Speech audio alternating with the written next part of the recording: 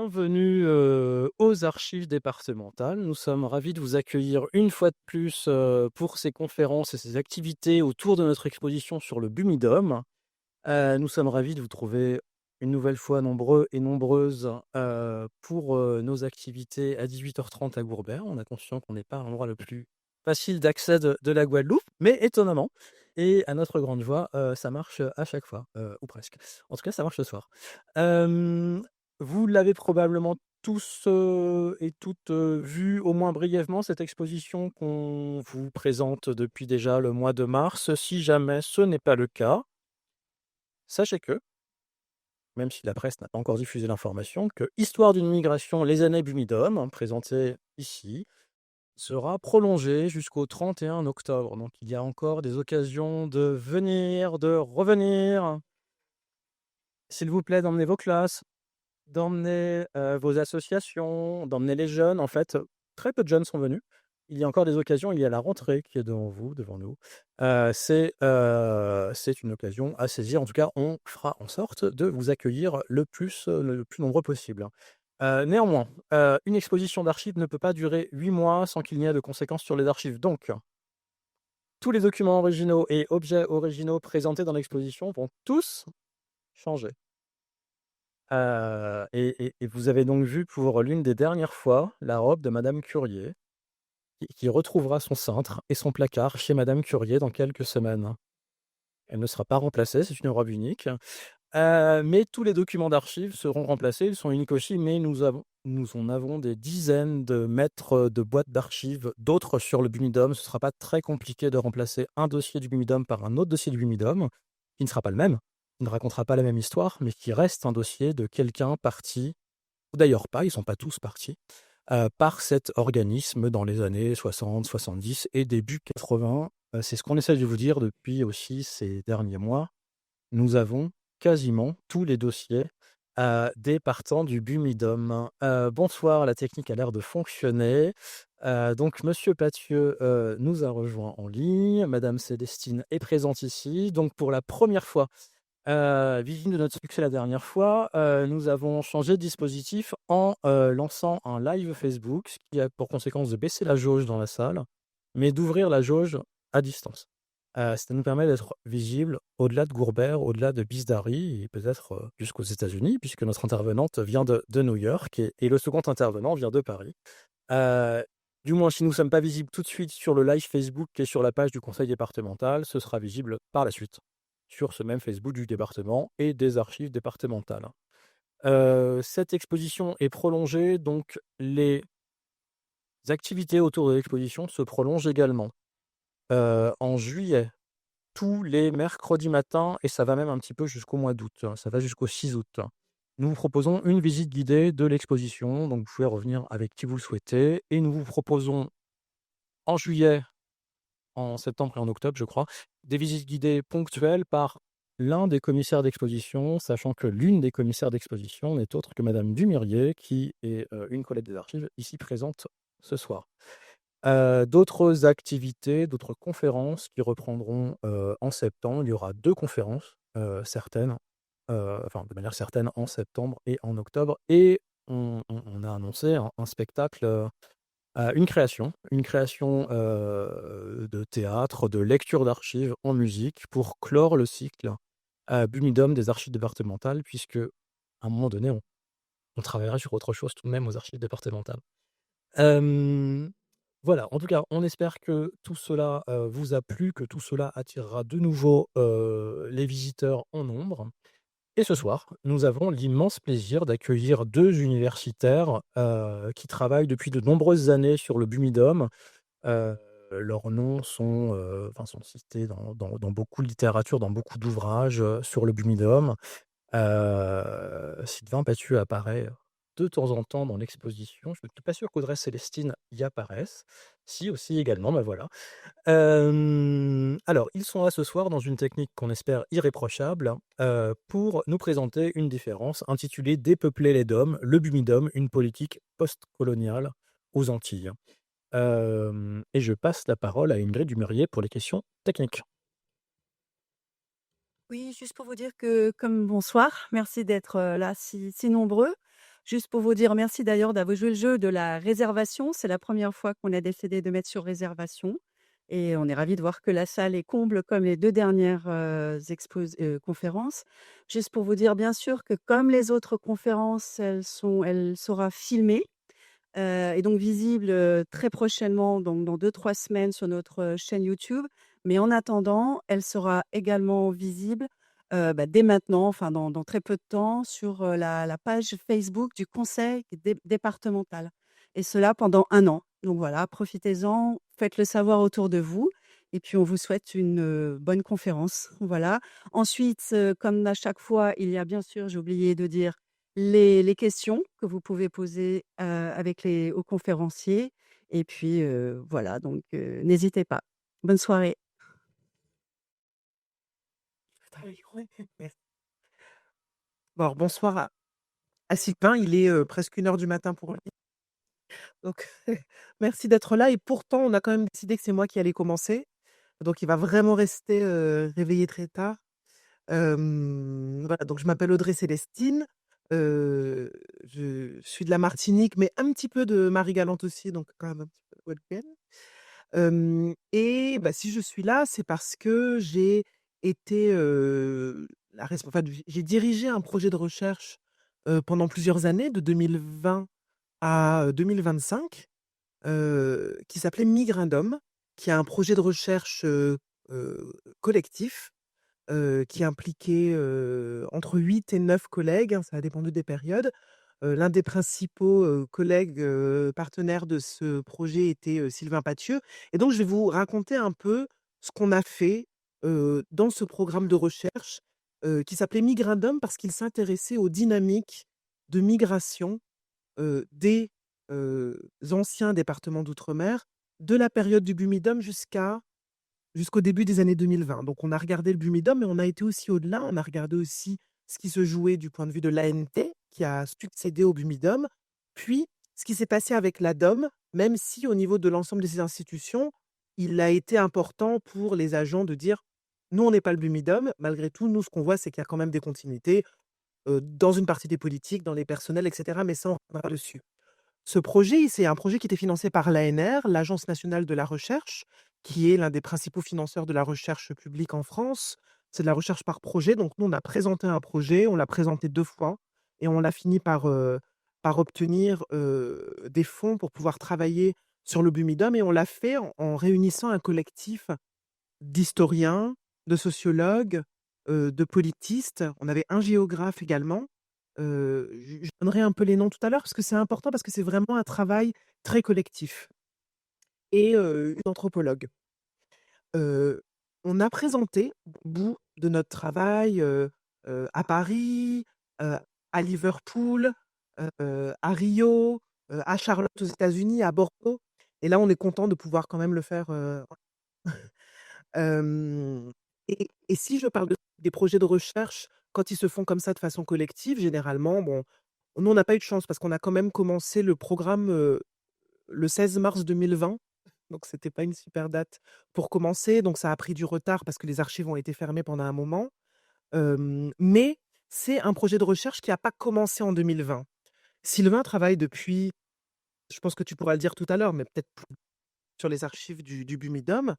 Moi, je travaillais sur la migration des, Antillais en France hexagonale, sans particulièrement travailler sur le Bumidum. Moi, je travaillais sur les mobilisations dans l'exposition, qui est une très belle exposition. On voit les mobilisations du collectif d'hommes, du CM 98 à Paris, les mobilisations autour de la mémoire de l'esclavage, contre les discriminations. Donc moi, j'ai d'abord travaillé sur ça, mais ce projet collectif, il est venu au départ d'une volonté de pédagogie. C'est-à-dire qu'on s'est réunis avec des collègues pour former des étudiants à travailler sur, les Antillais en région parisienne et on l'a fait en travaillant sur les résidences, en travaillant sur tout un tas de choses et puis on a fini par arriver sur les archives et puis au bout d'un moment, on s'est rendu compte qu'il y avait beaucoup de choses qui avaient été écrites sur le Bumidum, mais que finalement il y avait c'est souvent les travaux qui existent sur le Bumidum sont souvent des travaux, heu je ne sais pas si partiel, c'est le mot exact, mais beaucoup de gens ont commencé à travailler sur le Bumidum et sont partis sur autre chose. Ou ont commencé à travailler sur le Bumidum et ont fini par, ben, faire carrière dans un autre domaine. Heu Ça a l'air, quand on regarde tout ça, compliqué de faire carrière quand on commence à travailler sur le Bumidum. Mais en fait, on s'est rendu compte qu'il y avait plein de mémoires, plein de papiers, plein d'articles, plein de choses. Ici et là, on a quasiment fait 45 pages de bibliographie de gens qui, à un moment donné, dans leur vie, ont fait un mémoire, un travail, quelque chose sur le Bumidum. Et donc, on s'est dit, bon, on va réunir nos forces. Pour Sylvain était le seul pour lequel le Bumitum était vraiment le projet principal, mais on s'est mis à plusieurs pour pouvoir travailler sur un certain nombre de choses et pour pouvoir peut-être répondre à, une interrogation qu'on trouve, chez un historien guadeloupéen, qui nous a malheureusement quittés, mais qui est extrêmement important, Jean-Pierre Sainton, qui dans, La décolonisation improbable, dit que l'histoire sociale des migrations antillaises reste à écrire. C'est clairement on a des témoignages, on a des documentaires, on a des projets artistiques, on a des expériences de vie, mais c'est vrai qu'on n'a pas encore cette histoire sociale des migrations qui comprend en partie le Bumidum qui reste à écrire. Donc nous, qu'est-ce qu'on fait? Au moment où on se réunit, on décide de contribuer à l'écriture de cette histoire sociale et d'essayer de comprendre pourquoi et comment la migration, le déplacement de gens, qu'ils soient organisés par une agence d'État ou dits spontanés, heu, arrive à avoir un tel impact sur les sociétés et devient une politique d'une telle importance.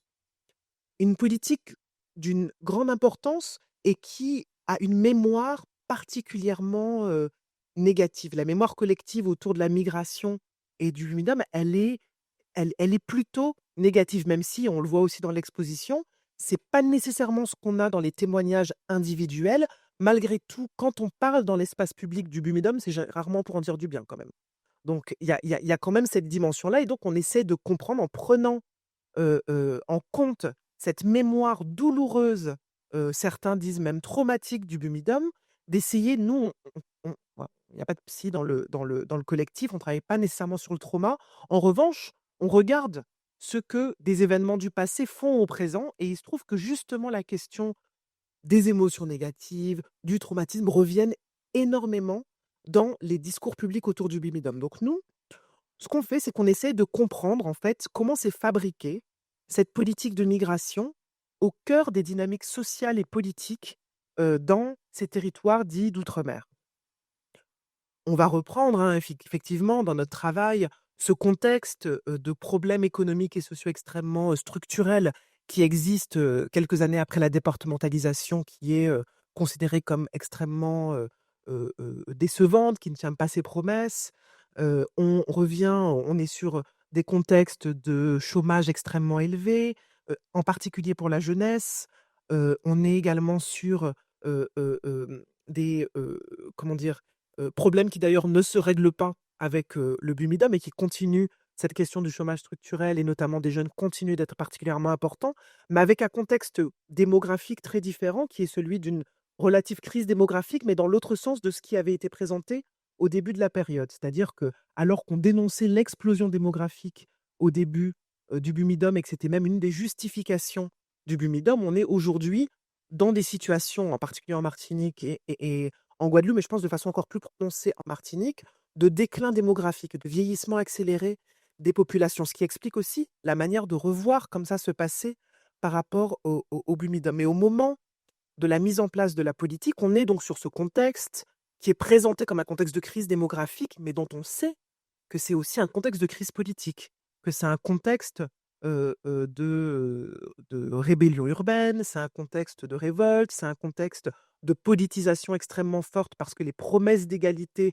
amenées par la départementalisation ne sont pas là, que les prix sont extrêmement élevés, le chômage également et que finalement la possibilité de sortir de sa condition et de parvenir à l'égalité n'est pas là pour une grande partie des gens, en tout cas pas pour suffisamment de personnes. Et c'est dans ce contexte-là, accéléré par notamment décembre 59 en Martinique, que se met donc ce qui est considéré comme les premières rébellions urbaines en milieu urbaine vraiment, donc pas les premières rébellions, mais urbaines dans ces territoires d'outre-mer, à Fort-de-France en décembre 59.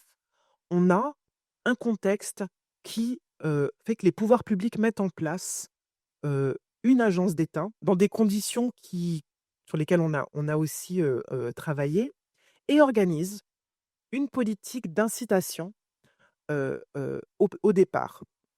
Sur ce point, un petit mot, c'est que quand on présente notre projet à l'étranger, c'est assez compliqué d'expliquer à la fois que les gens sont citoyens et qu'en même temps, il y a une politique de migration organisée parce que ça correspond pas forcément. On se dit: «Mais comment?»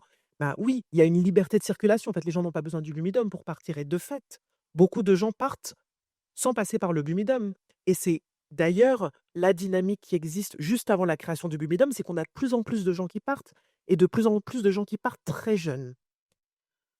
Malgré tout, nous, ce qu'on essaie justement de comprendre, c'est bon, bah, qu'est-ce qui se passe? Qu'est-ce qui rend cette politique particulière? Qu'est-ce qui fait que cette politique, elle est spécifique et qu'elle détonne un peu, qu'elle est étrange, qu'elle est bizarre euh, pour un public qui est censé être un public citoyen. Donc ça, c'est un des points de départ. Donc nous, ce qu'on regarde à partir de ce contexte, on regarde les logiques politiques et institutionnelles au départ. Crée cette politique? Qu'est-ce qui la fabrique? C'est qui les acteurs du jeu? Très souvent, quand on parle justement, du départ du Blumidum et généralement des problèmes sociaux et politiques, en outre-mer, on va parler de l'État. Le rapport à l'État, c'est l'État qui organise la migration.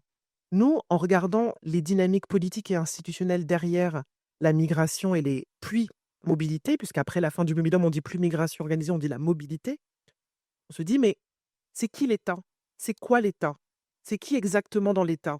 L'État, c'est plein d'acteurs différents, c'est pas juste une volonté, et un acteur comme ça central. Il y a un État central, mais en fait, c'est toute une multiplicité d'acteurs et ça, c'est une des choses sur lesquelles on travaille. Qui, concrètement, met en place, mais aussi met en œuvre la politique du Bumidum? Le Bumidum, c'est une agence d'État, mais ce qu'on voit et Sylvain qui connaît encore mieux les archives, du Bumidum, qui sont conservées, à Pierrefitte, les archives du Bumidum central. Le Bumidum, c'est pas une institution très puissante, c'est pas une institution très forte, c'est pas une institution qui impose tant de choses que ça, en tout cas dans l'espace étatique. Beaucoup d'autres acteurs institutionnels comprennent pas ce que c'est le Bumidum et donc il y a tout un travail d'explication de la part même des gens du Bumidum pour justifier leur propre existence. Donc ça, c'est une des choses peut-être un peu étonnantes qu'on voit, c'est que le Bumidum, c'est pas une institution particulièrement forte. Heu, Ce qu'on regarde aussi dans les logiques politiques et institutionnelles autour du départ, c'est les changements.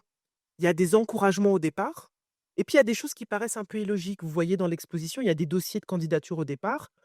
Donc on encourage les gens à partir. L'objectif, c'est quand même que les gens partent avec des promesses d'emploi, de mobilité sociale. Vous allez trouver, c'est un simple déplacement sur le territoire national. Vous allez pouvoir devenir infirmière, faire ceci, faire cela. On promet un certain nombre de choses professionnellement aux gens. Les gens partent pas comme ça à l'aventure, ils partent travailler. Et pourtant, on voit qu'il y a des gens qui sont refusés. On voit qu'il y a des dossiers. On voit qu'il y a quasiment une sélection. Alors à quoi ça rime? Pourquoi est-ce que on fait toute une enquête sociale sur des gens qu'on veut encourager à partir? Ça fait partie des petites interrogations qu'on a et on essaye de comprendre. Une des petites réponses, on pourra revenir dessus tout à l'heure, c'est que, ben, en fait, il y a des acteurs différents qui, président à la politique du Blumidum. Donc tout le monde n'a pas les mêmes intérêts, tout le monde ne voit pas la même chose.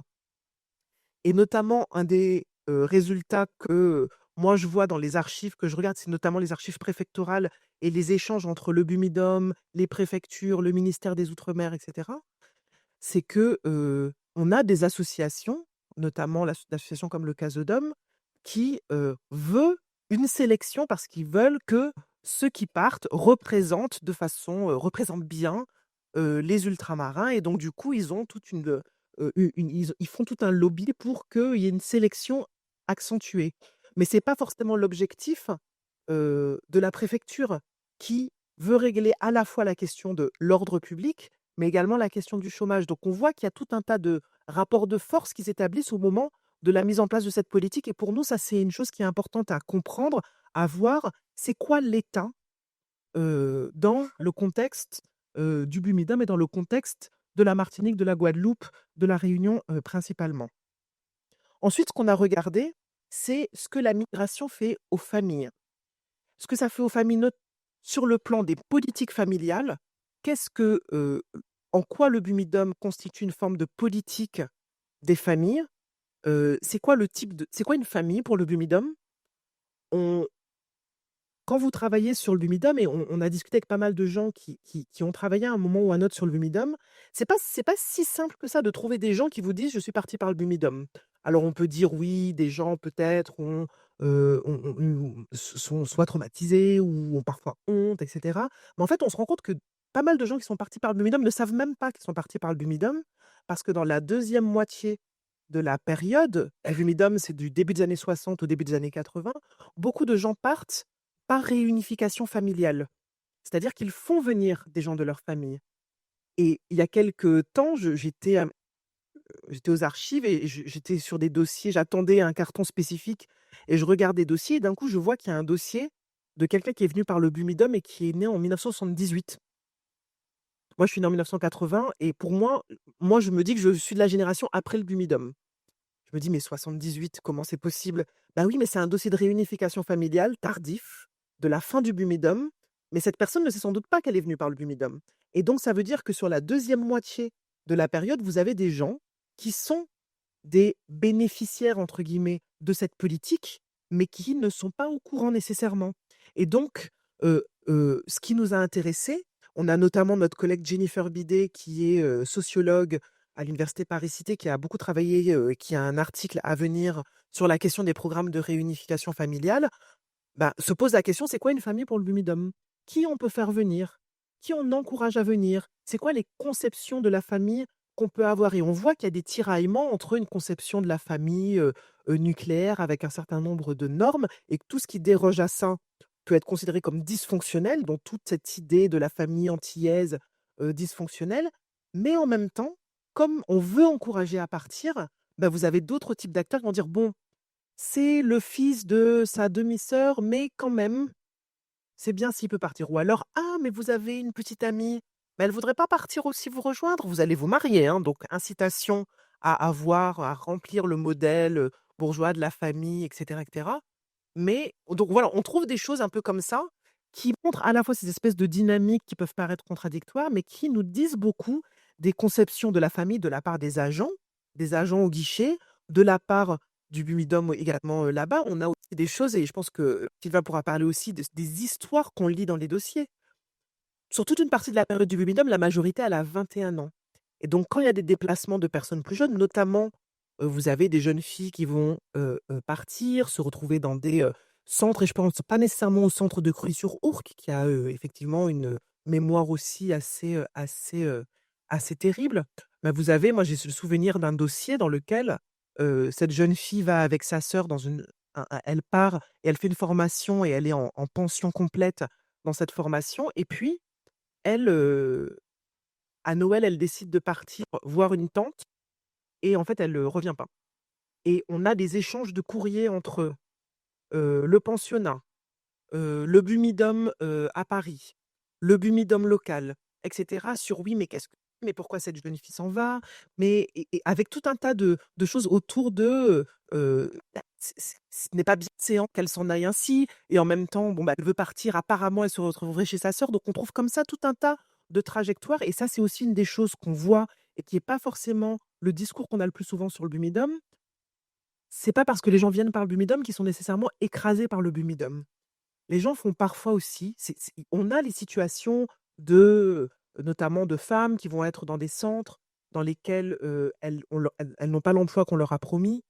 On leur donne des, stages de formation et ça aussi Sylvain pourra en parler, qui correspondent pas à ce qu'elles veulent, avec des formes de contrôle social extrêmement forts, qui peuvent être dans des formes de dénuement. On a aussi des gens qui prennent le billet, qui prennent le trousseau, qui ont un prêt par le Bumidum et qui disparaissent et donc on a tous les courriers du Bumidum qui dit: «Bah, vous nous avez pas remboursés, on attend de vos nouvelles» et cetera et donc ça aussi on le voit et on se dit: «Bon, bah, c'est important aussi de raconter ça».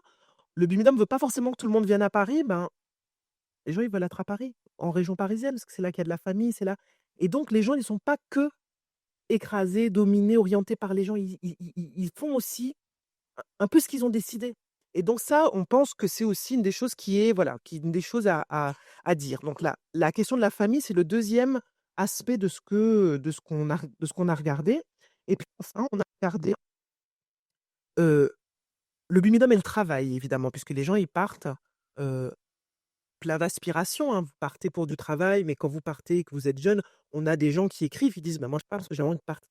J'avais envie de quitter, u une cette ce type d'existence, c'est cette famille, ces, dynamiques». Les gens ils disent pas: «Je ne voulais quitter ces dynamiques familiales», mais on comprend que c'est ça.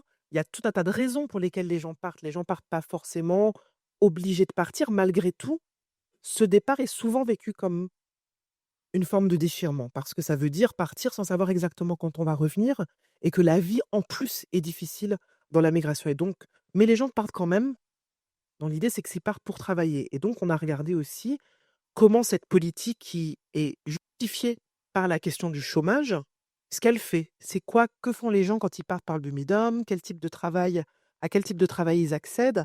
Qu'est-ce que ça fait à leur carrière d'être passés par le Bumidum? Et notamment, une des choses qu'on voit, c'est la dimension extrêmement genrée des types d'emplois qui sont offerts, avec notamment, voilà, une incitation pour les femmes aux travaux domestiques, ce qui est pas exactement ce qui leur avait été promis au départ.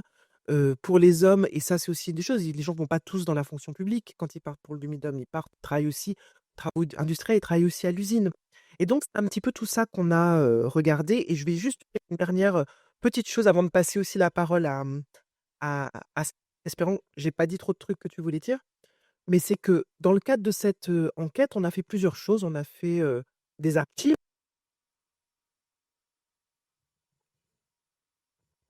Mmh. Ah oui, non, ça marche.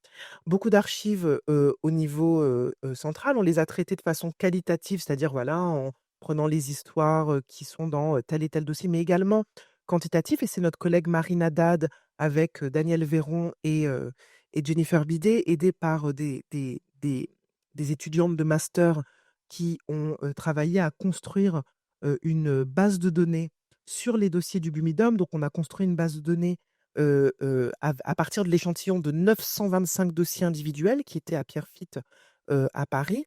Donc il y a tout un nos collègues quantitativistes ont fait tout un tirage pour que ce soit, les archives en fait du Bumidum à Paris ont été plutôt bien conservées. Elles sont pas toutes conservées. Il y a quand même quelque chose comme, je pense 18 000 dossiers, au total, qui restent là. Tout n'a pas été, conservé, mais ce qui a été conservé, elle a été plutôt intelligemment et donc on a, un travail qui a été fait sur tous les formulaires sur les formulaires administratifs, des pièces justificatives qui ont été demandées aux gens, les questions du logement, les échanges entre le Bumidum, et les personnes qui sont venues, par le Bumidum et donc une des choses sur lesquelles on travaille en ce moment, c'est de rendre cette base de données, c'est de voir dans quelles conditions on peut rendre cette base de données qui est anonyme, accessible pour que des, étudiants, étudiantes puissent travailler sur cette base de données et continuer à produire des mémoires. On en a déjà 2 excellents qui ont été faits. On a notamment un mémoire de master qui est, je pense, à ce jour, le travail le plus complet qui existe sur le Bumidum. Elle a lu tout ce qui a été fait, elle l'a synthétisé et elle a analysé la base de données. Bon, c'est, une jeune femme de Saint-Pierre-et-Miquelon et donc voilà, ça, c'est fait partie des choses qu'on a pu, faire et avant de vous redire un mot sur une partie des résultats, je vais peut-être laisser la parole à Sylvain pour qu'il est plus d'1 heure du matin. Bonjour, vous m'entendez bien, ça va? OK. Bonjour, merci beaucoup aux archives départementales de la Guadeloupe, pour l'invitation et merci beaucoup à Audrey pour, tout ce qu'elle a dit, avant que je parle. Donc, bien sûr, à l'origine du Bumidum, il y a d'abord, la départementalisation et les promesses, non tenues par la départementalisation et notamment le fait que le développement des DOM, avec, la départementalisation aurait pu, laisser espérer, heu, une marche vers l'égalité. Or, elle est seulement partielle parce que l'économie des DOM, elle est, vraiment, conçue, dans la dépendance par rapport à la France hexagonale.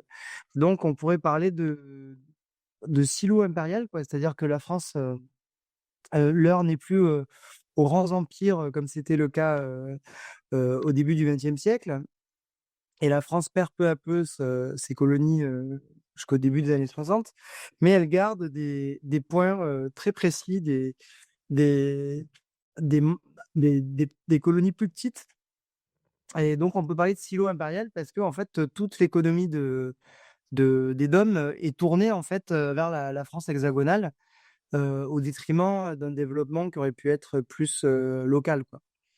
Et donc, dans ce cadre-là, pourquoi est-ce que la France voulait absolument garder ces colonies-là alors, bien sûr, il y avait peut-être la question de la citoyenneté, le fait que les habitants des DOM étaient déjà citoyens, et bien sûr, ça a joué un rôle, mais il y a vraiment aussi beaucoup l'idée que ça permet d'accroître l'influence de la France avec, voilà, avoir une influence dans l'océan Indien, avoir une influence dans les Caraïbes.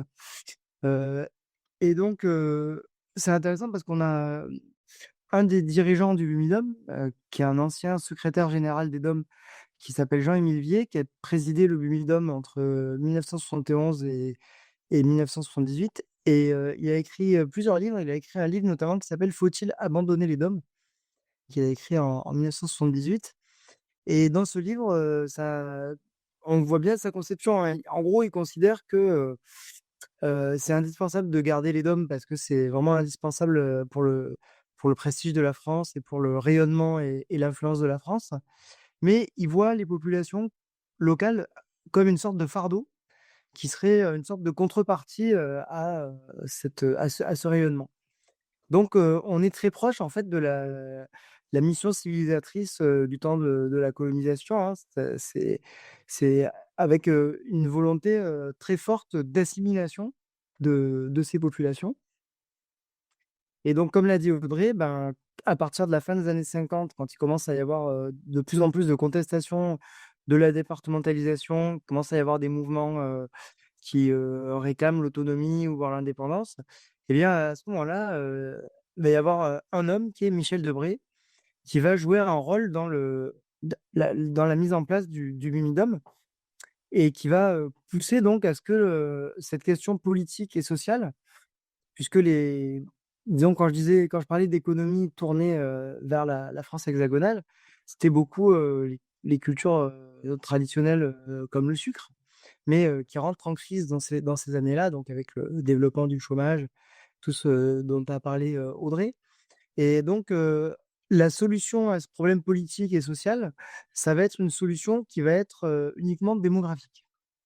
On pourrait même dire une solution technocratique et démographique. Et en ce sens, finalement, Michel Debré, bon, lui, voilà, il a eu un intérêt très particulier pour les DOM parce qu'il est devenu député de La Réunion au début des années 60. Mais ce qui l'intéresse, c'est vraiment l'idée enfin, ce qui l'intéresse, c'est vraiment l'idée de résoudre la crise sociale et politique par la démographie. Et cette idée-là, qui est une idée très technocratique, elle est héritée, en fait. C'est pas que Michel Debré qui l'avait, c'était un rapport qu'il y avait entre le gouvernement français et les DOM depuis déjà longtemps. Et la départementalisation n'était pas du tout allée dans un autre sens, bien au contraire. Et donc, qu'est-ce que je veux dire quand je dis une solution technocratique? Eh bien, c'est d'abord que c'est une solution par en haut. C'est-à-dire qu'on ne demande pas leur avis aux gens qui vivent dans les DOM. C'est une solution qui est décidée à Paris par des gens qui sont des hauts fonctionnaires, des préfets, voilà, et qui sont des hommes, parce que c'est surtout des hommes, qui ont été formés vraiment dans l'Empire. Au moment où la France avait un empire, notamment Jean-Émile Vier, il raconte par exemple comment, alors jeune adolescent, il était allé en 1931 à Paris avec un oncle pour découvrir l'exposition coloniale. Donc voilà, lui-même, il se présente comme un homme, un homme des colonies, un homme de l'Empire. Et donc, les personnes qui vont être à la tête du BUMIDOM, il va y avoir 3 ministères qui vont avoir un rôle particulièrement important. C'est le ministère des Finances, le ministère de l'Intérieur et le ministère des DOM. Et je dirais peut-être encore plus le ministère des DOM et le ministère de l'Intérieur qui vont jouer vraiment un grand rôle. Et donc, cette agence d'État, cette société d'État, elle va fonctionner en étant présidée à chaque fois par le secrétaire général des DOM. Donc, le secrétaire général des DOM, c'est une sorte de directeur de l'administration des DOM. Parce que les ministres changent, le secrétaire général des DOM change aussi, mais souvent, il reste un peu plus longtemps. Et donc, voilà, ils sont vraiment à la tête de l'administration des DOM, et c'est un héritage de ce qu'on appelait les préfets IGAM, qui étaient des préfets exceptionnels qui, au départ, avaient été mis en place, dans la France, de l'après-guerre pour, reconstruire, en fait, pour reconstruire la France. Donc ils étaient dotés de pouvoirs spéciaux et ensuite on va imaginer de mettre en place des préfets IGAM aussi pour les DOM. Donc le secrétaire général des DOM, en fait, il est secrétaire général pour tous les DOM. Ça peut paraître un peu bizarre parce que chaque DOM a ses spécificités, mais là non, vraiment, voilà, il s'occupe de cette administration et ce dont on se rend compte, c'est que ce sont souvent, c'est exclusivement des préfets, donc c'est vraiment des hauts fonctionnaires, et qui sont souvent passés, à un moment donné par, l'administration coloniale. Donc ils peuvent être passés par l'Algérie, par la Tunisie, et ils sont rarement passés par les DOM, avant de devenir, secrétaire général des DOM. Et aussi, ils ont un lien avec l'intérieur, notamment il y a deux d'entre eux, donc 2 présidents du Lumidom et qui étaient aussi secrétaire général des DOM, Max Moulin et Jean-Émile Vier justement, qui ont été, directeurs des renseignements généraux. Donc vraiment cette optique, d'ordre, elle est vraiment très présente, dès le départ, quoi. Hem, il y a aussi, dans l'esprit de ces personnes, hein, qui mettent en place le Lumidom, disons une relation très particulière, par rapport aux populations qui vivent dans les DOM. Avec pas mal de présupposés, pas mal de clichés, qu'aujourd'hui on qualifierait sans problème de racistes, hein. Je dis par exemple ce que dit, Jean-Émile Vier sur la population des DOM, il dit: «La population des départements d'outre-mer est colorée. Je veux dire non pas seulement que l'on y trouve toutes les nuances de peau, ce qui s'explique par les conditions dans lesquelles les apports successifs et variés se sont mêlés inextricablement, mais bien colorée dans ses vêtements, sans parler son comportement. Rien n'est plus vivant ni plus pittoresque qu'un marché à Fort-de-France ou à Pointe-à-Pitre, où se mêlent couleurs, gestes et interpellations. Elle est sympathique et accueillante, d'autant plus que l'on entre en contact avec les milieux les moins évolués, et il est impossible de se rendre dans un village sans être invité à boire un ou plusieurs petits punchs.» Voilà, donc vous voyez, vraiment, conception, très, folkloraliste, hein, on va dire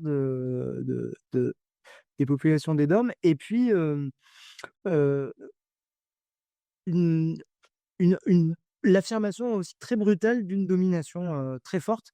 Par exemple, Jean-Émile Vier raconte la première fois qu'il est allé en Guyane, qu'il ne connaissait pas, hein, c'est la première fois qu'il y est allé, il rencontre des maires et il y a un des maires qui lui dit qu'il est, indépendantiste et alors là, Jean-Émile Vier lui, ressort la fable de La Fontaine, du loup et du chien, en lui disant, voilà, vous vous êtes, il lui dit: «Voilà, vous êtes des chiens gras mais avec un collier, vous pourriez être des loups maigres, ce qui est honorable. Vous souhaitez en vérité être des loups gras, ce qui ne saurait se concevoir.» Donc vous voyez une conception quand même très brutale de la domination, de la France sur les DOM et donc ce sont ces gens-là qui sont, amenés à mettre en place des politiques, sans que personne ne les décidait. En fait, il y a très peu de personnalités vraiment issues des DOM qui seront, à la direction du Lumidom. Il y aura au départ, il y aura Raymond Barre pour La Réunion, parce il avait grandi à La Réunion, mais il sera pas du tout, impliqué dans le Lumidom et puis il y aura, le député, Petit pour la Martinique et un autre député pour La Réunion, qui arrivera, après, quoi. C'est vraiment les 2 seules personnalités des DOM qui sont présents dans le conseil d'administration du Lumidom. Donc voilà, autant dire que c'est vraiment une politique qui est décidée, à la place, des gens des DOM. L'autre aspect donc technocratique, c'est l'idée de traiter les choses de façon, très rationnelle, avec des chiffres et cetera et si on regarde par exemple, la manière dont, sont présentés je vais partager mon écran, je sais pas, voilà donc là normalement, attendez, j'ai oublié de faire un truc, il faut que je fasse allez, il faut que je mette en plein écran, voilà. Voilà donc là normalement vous voyez? Vous voyez tout à l'heure là, Là vous voyez? Ah non, peut-être pas. Ah, attendez. à ton premier instant, vous voyez en fait, hein. Bon bah, je vais refaire, désolé, je suis pas très doué avec tout ça, mais voilà. Donc là, vous voyez un rapport d'activité du Unidom en 1971. Je sais pas si vous le voyez bien? Ça va quand même? Ah voilà, ça y est, j'ai trouvé. Comme ça, vous le voyez bien. Voilà. Voilà. Et donc, vous voyez vraiment une vision complètement comptable. C'est-à-dire que là, on voit que les migrants du Bumidum sont vus comme des courbes statistiques avec voilà, des objectifs à remplir. Il s'agit d'arriver à faire migrer un maximum de monde. Donc, c'est vraiment une vision très comptable des choses, avec la volonté de faire migrer les plus jeunes. Pourquoi les plus jeunes? Parce que ce sont ceux qui sont le plus susceptibles de fournir des fauteurs de troubles, d'après les dirigeants du Bumidum. Ils ont peur voilà, que la jeunesse se révolte, donc il faut la faire migrer. Et donc, bien entendu, ça amplifie un mouvement qui existait déjà, mais ça l'amplifie quand même de manière importante, puisqu'on on peut imaginer qu'il y a à peu près autant de personnes qui sont venues avec le Bumidum que de personnes qui sont venues par leurs propres moyens dans les années 60 et 70. Donc, ça fait quand même beaucoup, beaucoup de monde. Et en effet, comme le dit Audrey, le Bumidum va vouloir essayer de faire venir même des gens qui sont pas très qualifiés pour, avec l'idée qu'il faut les former, mais avec surtout l'idée que il faut surtout pas les laisser dans les DOM parce que ce sont des personnes potentiellement dangereuses, quoi. Alors, voilà à peu près, hein, le nombre de personnes qui ont, heu, qui ont migré avec le Bumidum, donc beaucoup de Guadeloupéens, de Martiniquais, de Réunionnais, hein, et pas beaucoup de Guyanais. Les Guyanais, c'était beaucoup plus réduit. Hem, donc en fait, ces populations des DOM, et ça aussi c'est important, de le souligner, dans l'esprit des dirigeants du Bumidum, heu, elles sont vraiment considérées comme autres. Ce sont des personnes qui sont des citoyens, des citoyennes, mais pas des citoyens, des citoyennes comme les autres. Heu et donc dans ce cadre-là, on peut, leur imposer des politiques, enfin en tout cas leur proposer des politiques qui en auraient proposé à aucune autre population. On n'a pas vu de Bumidum pour les Bretons, pour les Corses, pour les Provençaux, alors qu'il y a eu aussi des migrations venues de ces territoires. Pour les Auvergnats, bon, voilà. Hem, alors le Bumidum, il s'en rend très vite compte qu'en fait, il peut pas se contenter d'organiser des voyages. Il va devenir aussi une agence avec un aspect social. Et donc l'aspect social, il va se marquer de plusieurs manières. Donc d'abord, ils vont essayer de déléguer un maximum cet aspect social. Ils vont le déléguer à des associations comme le CNARM, l'ANITAG, voilà, qui sont des associations qui sont créées par des personnes, des DOM qui vivent en France hexagonale, avec voilà, l'idée que ces associations, elles doivent permettre aux gens qui migrent de pas, de pas être coupés de leur culture, de leurs racines et tout ça. Bon, bah, ça, c'est un 1er élément de l'aspect social. Mais le Bumidum, il va aussi développer un aspect social, avec, bon, à l'arrivée, avec, des primes, des choses comme ça, des aides au trousseau, voilà, des petites aides comme ça. Mais les 2 gros aspects vraiment, du volet social du Bumidum, ça va être le logement et le travail. En plus, alors je reviens pas sur, tout l'aspect familial qu'a développé Audrey, qui est développé par Jennifer Bidet parce qu'elle en a déjà parlé. Donc moi, je vais me concentrer vraiment sur le logement et et sur le et sur le travail. Alors, sur le logement, ce qui est intéressant, c'est qu'en fait, le Bumidum n'arrive pas du tout à loger les migrants et les migrantes. Parce qu'en fait, bah, le logement, ça coûte cher, le logement est rare. Et ils ont pas les moyens pour acheter, pour préempter des parts dans les sociétés HLM. Ils ont pas les moyens pour faire construire. Donc en fait, ils sont obligés d'essayer de composer avec les bailleurs sociaux, d'essayer de composer, avec les mairies. Mais bon, les mairies, bah, ça les intéresse pas trop de satisfaire, les migrants venus des DOM parce qu'ils vont plutôt avoir tendance à satisfaire les gens qui sont là depuis longtemps et voilà, avec un souci, disons, clientéliste ou électoraliste. Heu, les, heu, les bailleurs sociaux sont pas plus intéressés que ça non plus par, les populations des DOM. Et donc il va y avoir de très, très grosses difficultés pour le Bumidum pour proposer, des logements, d'autant que les logements qu'ils proposent, souvent sont, pas tellement adaptés. C'est-à-dire qu'en fait, les gens des DOM, ne veulent pas d'un logement, qui soit, en grande banlieue parisienne. Ils préfèrent avoir un logement dans Paris, même si c'est plus petit, même, s'ils sont chez quelqu'un de la famille, même si c'est provisoire. Bah, ils préfèrent ça parce que c'est plus proche des lieux, de sociabilité, dans lesquels, ils peuvent s'épanouir ou même des lieux, dans lesquels ils peuvent, trouver, du travail. Donc, voilà. Heu, D'autre part, cette question du logement, elle renvoie de manière, très crue, aux questions de racisme, auxquelles, sont soumis, ces migrants et ces migrantes. C'est-à-dire que ces questions de racisme, on a vu que, voilà, il y avait des représentations altérisantes, essentialisantes et racialisantes, des populations des DOM chez les dirigeants du Bumidum. Mais, il y a, aussi ce type de représentation, en France hexagonale chez, par exemple des bailleurs sociaux ou même des propriétaires, privés, qui louent leur logement.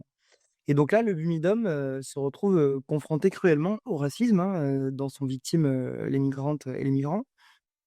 Et là encore, il ne peut pas faire grand-chose, à part rappeler que, les migrants, sont français. Donc je vous donne, 2 petits exemples de ça. Heu, Hop, voilà. Donc là, vous voyez, heu, les propriétaires de logements ne font pas la différence entre migrants étrangers et migrants français. Une seule chose compte, la couleur de peau. Donc là, voilà, on voit comment en fait, ces migrants des DOM qui sont pourtant des citoyens français se retrouvent, assimilés à des étrangers, quand il s'agit d'essayer de trouver un logement. Ici, alors c'est une archive qui est encore plus intéressante. Voilà, il y a un compte rendu d'une réunion de coordination entre le Bumidum, le CNARM, Chrysler, la firme Chrysler, donc qui est une firme automobile, et un représentant du ministère de la Défense nationale, donc pour Michel Debré. Heu, voilà, et ils disent, voilà: «Les réunionnais ne sont pas hébergés dans les mêmes logements que les autres étrangers, turcs, marocains ou espagnols, mais seulement dans les mêmes buildings». Et donc là, ils ont quand même barré «autres». Parce qu'ils se sont rendus compte quand même, en relisant le compte rendu de leur réunion, que les réunionnais n'étaient pas des étrangers. Donc ils peuvent pas dire que les autres étrangers. Donc là, on a vraiment, des archives qui sont très révélatrices de la manière, dont, peuvent être, considérés, les gens, des DOM. Et de fait, ceux qui viennent, travailler dans les usines Chrysler, en fait, ils sont vraiment traités comme des étrangers.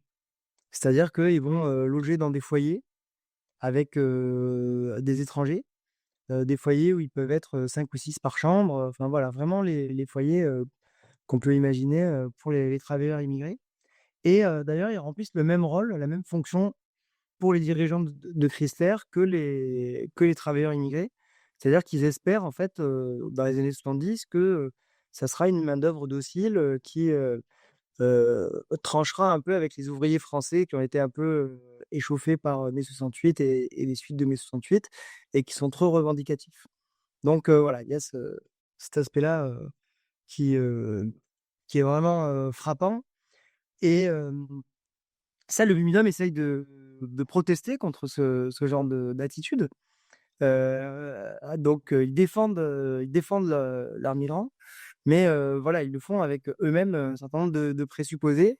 Et notamment, dans l'esprit des dirigeants du Bumidum, il y a toute une série de présupposés sur le fait que, les migrants du Bumidum, c'est difficile de leur faire payer un loyer, que, très vite, ça va aboutir à une suroccupation, des logements. Et en fait, ils ne voient pas du tout, les logiques rationnelles qu'il peut y avoir derrière. Alors logique, quand je dis logique rationnelle, ça va être par exemple que, être dans une situation de suroccupation d'un logement, ça peut permettre plus facilement d'accéder à un logement social. Puisque si vous êtes en suroccupation, ça peut être un argument pour que le bailleur social, vous fasse, passer en priorité. Également, toutes ces raisons, par exemple, pour les gens, qui travaillent, qui ont des emplois avec, des horaires, de nuit.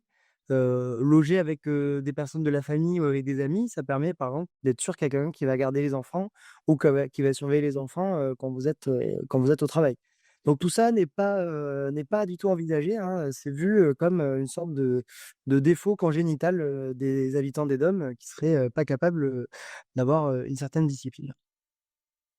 Donc voilà, donc le logement vraiment ça va être, un point, très compliqué pour le Bumidum et qui va, montrer toute son impuissance, dans ce domaine-là. Le travail, maintenant, 2e aspect, le travail. Alors comme le disait, Audrey, c'est vraiment une migration très genrée. C'est-à-dire qu'il va y avoir des centres de formation qui vont être mis en place pour, les migrantes et les migrants, surtout pour ceux et celles qui sont les moins qualifiés. Ceux qui sont qualifiés, ben, la plupart du temps, on va leur payer juste le voyage et ensuite, bon, ils n'auront pas trop de difficultés pour s'insérer, dans la société hexagonale. Enfin, pas trop de difficultés. Il y a quand même, aussi des préjugés puisque, par exemple, j'ai quand même trouvé, au milieu des années 70, des lettres de la Poste, de direction de la Poste, à Paris, où ils se plaignaient d'avoir, trop de personnes des DOM dans, certains bureaux de poste et où ils disaient, voilà, qu'il fallait, des quotas, enfin, qu'il fallait enlever des quotas.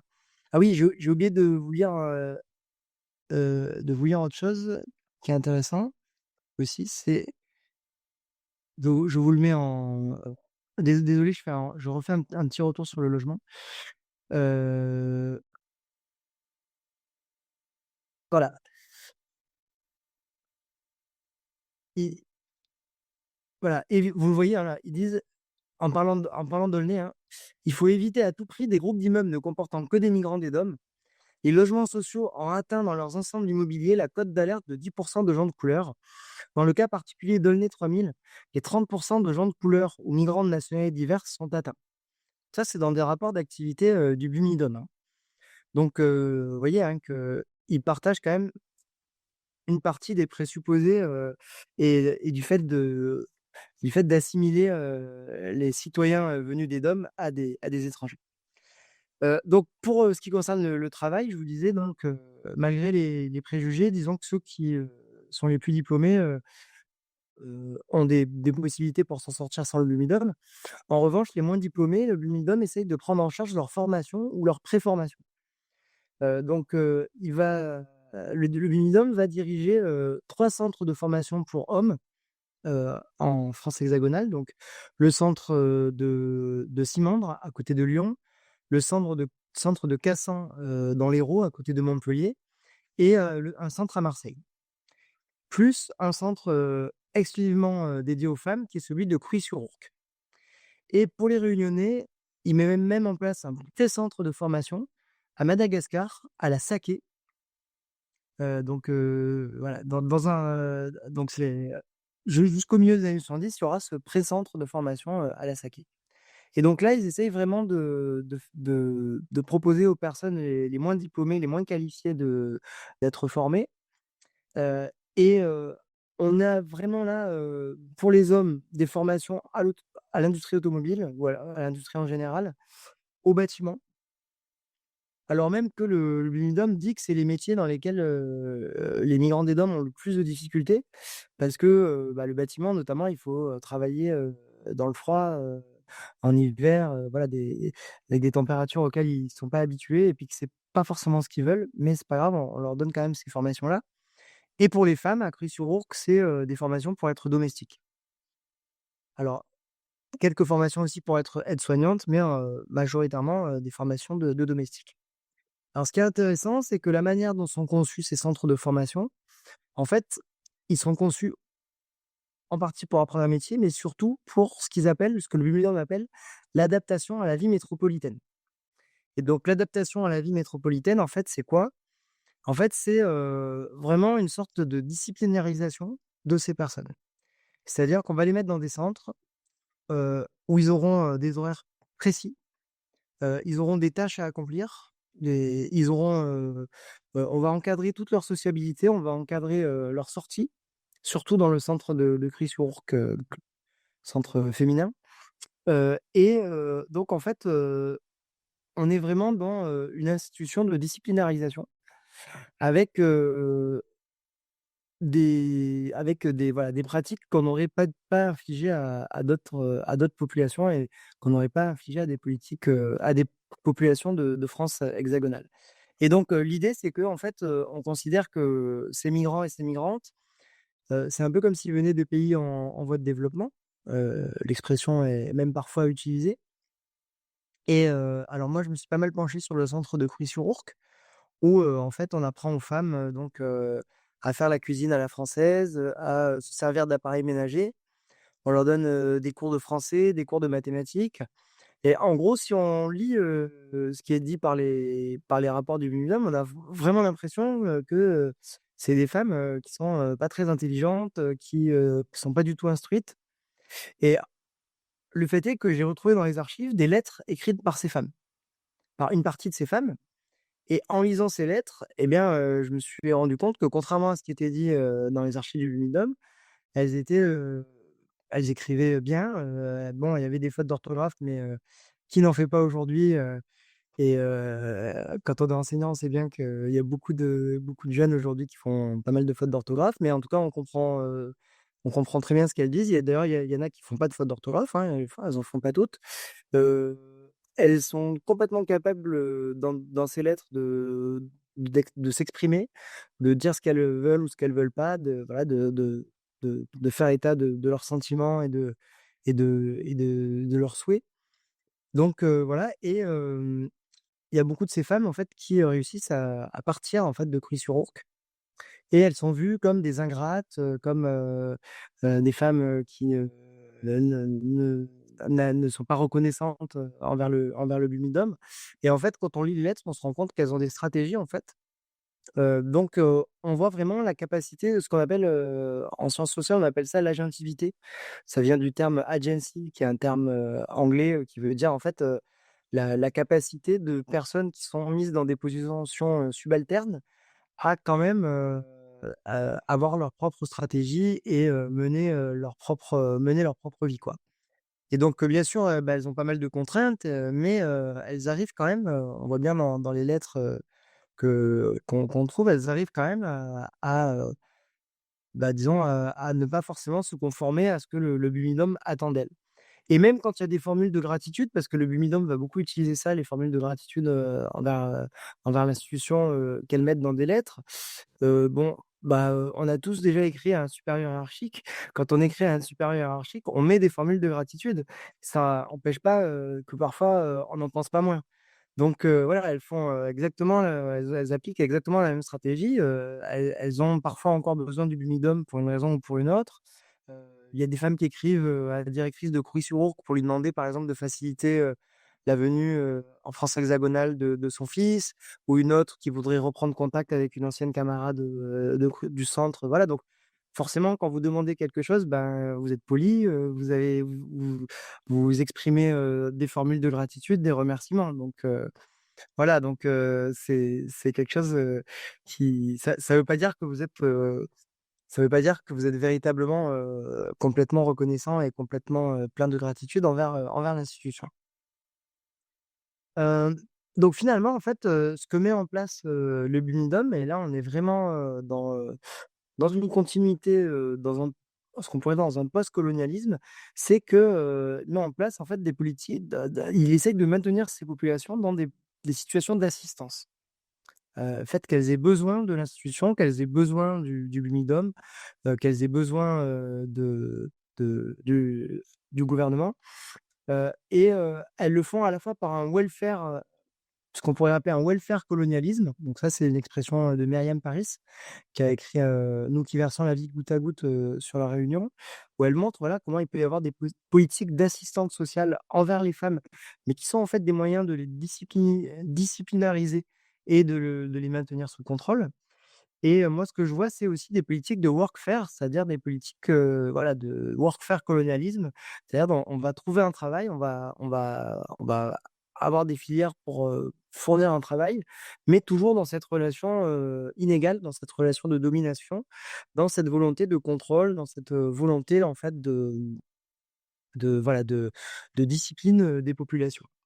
Et donc on peut vraiment parler, avec, le BUMIDOM, ou d'un social post-colonialisme. C'est-à-dire, un post-colonialisme, qui passe par des politiques sociales. Donc, ouais, la politique sociale souvent, c'est bien connoté, mais parfois ça peut être aussi un instrument, de contrôle et ce qui est intéressant aussi, c'est qu'avec le Bumidum, vous allez avoir ces logiques, de post-colonialisme qui vont être importées directement au cœur de la France hexagonale. Et on a vu les phénomènes de racialisation, d'altérisation, d'essentialisation des populations venues des DOM qui, existaient, déjà auparavant, mais elles vont être vraiment, renforcées, dans la France hexagonale et donc il va y avoir des logiques qui auparavant, existaient plutôt dans les colonies et qui vont être, exister, au cœur de la France hexagonale. Donc ça aussi, c'est quelque chose d'intéressant. Alors bien entendu, il ne s'agit pas du tout de dresser, un trait d'égalité entre la période coloniale et la période postcoloniale, puisque notamment le fait que ces citoyens migrants aient la citoyenneté française, ça leur offre des possibilités d'échapper, à ces stratégies, du Bumidum et à ces stratégies postcoloniales qui sont beaucoup plus grandes que celles qui existaient, auparavant et ils vont, voilà, souvent ne pas se conformer, souvent, heu, u essayer de s'échapper, essayer de construire leur vie, à propre manière et quand on regarde ces archives, en fait, on est quand même, assez admiratif, de leur courage et puis, de leur intelligence, en fait. À la fois, le courage de quand même partir très loin et puis de se confronter à ces logiques-là qui sont des logiques assez écrasantes et l'intelligence aussi de réussir, à mener malgré tout leur propre vie et à ne pas forcément se conformer à ce qui était attendu, d'eux, et d'elles. Voilà.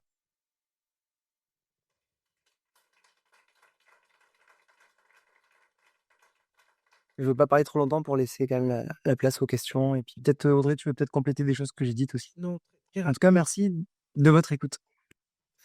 très rapidement, je pense qu'une partie des enfin, sur cette question du parce que c'est vrai que, voilà, une des particularités du binôme, c'est de vouloir encadrer. Encadrer d'une façon ou d'une autre, hem, la venue des gens, une partie de leurs activités et cetera et en fait, ce contrôle, on voit bien qu'il réagit en fait de façon assez négative à toutes ces migrations spontanées et par exemple, il y a, des, exemples de communication disant, «Ne venez pas hors du Bumidum parce que, voilà, vous allez vous faire arnaquer quand vous allez chercher un logement», alors que par ailleurs, ils ont du mal à trouver des logements aux gens.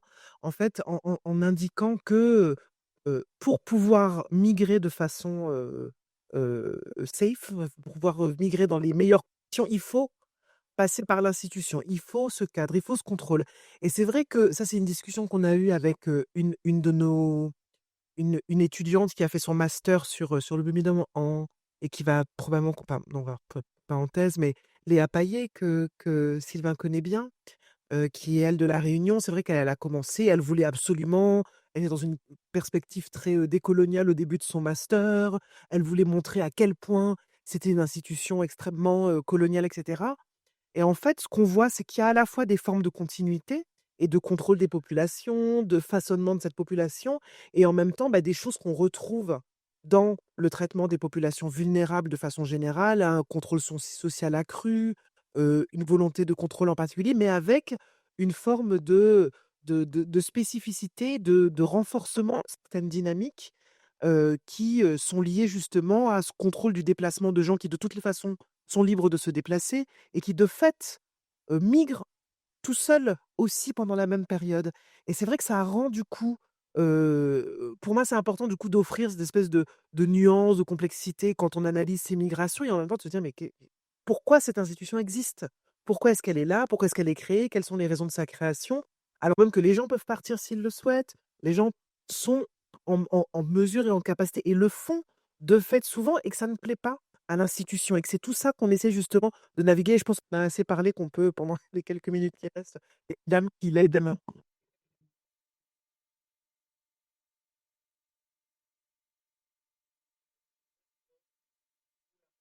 Ah, par contre, moi, j'entends pas là. Désolé, si vous avez pas de micro, j'entends pas. Mais... Si dans les archives ou si ça a été très, enfin, comment dirais-je, important pour que ça pu être noté qualitativement, quantitativement. Hein. Dans les années 60, il y avait beaucoup d'engagement volontaire de jeunes hommes hein, pour rentrer dans la Lambée. Oui, il y avait la question, mais justement, nous, dans la base de données, on regarde dans quelles conditions sont venus les gens. Parce que parfois, les gens font appel au Bumidum après avoir émigré tout seul. Et en fait, on a le cas de pas mal de jeunes hommes démobilisés et qui, du coup, après leur service militaire, restent et se dit, et à qui on dit, quelqu'un de la famille, quelqu'un, ah bah tiens, contacte le Bumidum, ils peuvent peut-être t'aider à trouver une formation, ceci, cela, peuvent éventuellement faire un prêt qui peut permettre d'eux. Et c'est pour ça aussi qu'il y a cette dimension de quasi-administration un peu parallèle, mais en même temps un peu faible, et qu'il n'y a pas non plus tant d'argent que ça. Mais ça devient un recours parfois décevant, mais effectivement, on a, et du coup, nous, on est capable d'identifier dans la base de données les gens qui vont correspondre à ce profil des démobilisés dans une migration qui est quand même une migration assez féminisée. Donc, il y a pas mal de femmes, en fait, quand même, qui migrent Il y vers a un tiers de femmes, ouais. et qui sont en plus, je sais qu'il y a une période pendant laquelle les femmes qui viennent par le Bumidum ont un taux d'occupation. Les femmes viennent pour travailler, elles ont un taux d'occupation qui en font à un moment donné la catégorie la plus active en fait de la population française. C'est-à-dire que les femmes viennent travailler. Les femmes qui viennent par le Bumidum viennent travailler.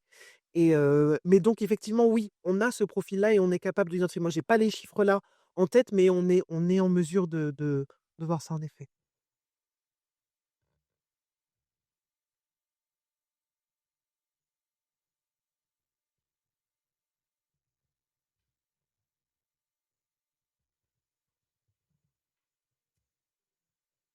Bonsoir, merci pour, ces interventions très intéressantes. Moi, je voulais savoir à partir de quand les gens pouvaient s'émanciper? À partir de quand le Bimidum, pensait que, ils construisaient leur vie? Est-ce que c'était toujours dans des conditions de rupture ou à la prise ou à la signature d'un contrat? Ou est-ce qu'ils restaient toute leur vie justement un peu, contrôlés? Bah, ouais, si tu veux, je réponds. Bah, le Bumidum, en fait, une fois qu'ils étaient arrivés, et qu'ils avaient quitté le centre de formation, ils s'occupaient plus tellement d'eux, quoi. En fait, ils s'occupaient d'eux si ils avaient des demandes à son égard ou s'ils avaient des dettes. S'ils avaient des dettes, il essayait de les retrouver, de les faire rembourser. Mais voilà, il avait pas vocation à suivre les gens, pendant longtemps. Nous, on a des dossiers où on voit en fait, il y a des dossiers où il y a juste le voyage. La personne, elle a voyagé avec le Bumidum et puis, voilà, point barre, quoi. Et il y a des dossiers où par contre, il y a des demandes de la part des gens, et à la fin des années 70 d'ailleurs, ils se sont même occupés, comme disait Audrey, de gens qui n'étaient pas partis avec le Bumidum. Mais, comme ils avaient en fait, eux, ils voulaient montrer l'image d'une migration qui avait réussi.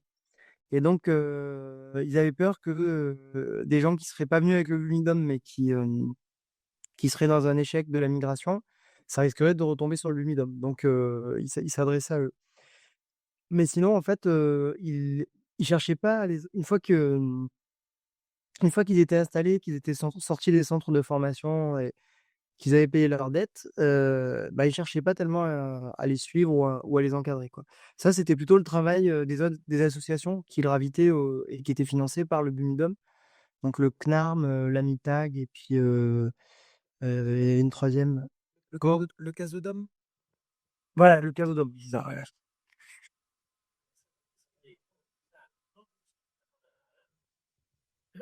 Non, on parle beaucoup de dettes, c'est quelque chose qui m'échappait complètement. Je voulais savoir qu'est-ce qui était remboursable. Et le voyage, la formation, parce qu'on a parlé beaucoup de dettes. Alors, C'était le passage, en fait, le voyage. Le voyage et notamment mais oui, parce qu'en fait, ils pouvaient alors, c c'est une des choses c'est pareil, ça fait partie des petites choses, peut-être que Sylvain pourra revenir dessus, mais effectivement, les gens vont, parfois faire venir une partie de leur famille, mais ils payent. Alors, ils ont parfois des facilités, de paiement, ça va au lieu de donner, des sommes qui sont élevées par rapport au salaire, ça peut voilà, d'avoir le billet payé, mais on demande souvent aux gens de faire une avance.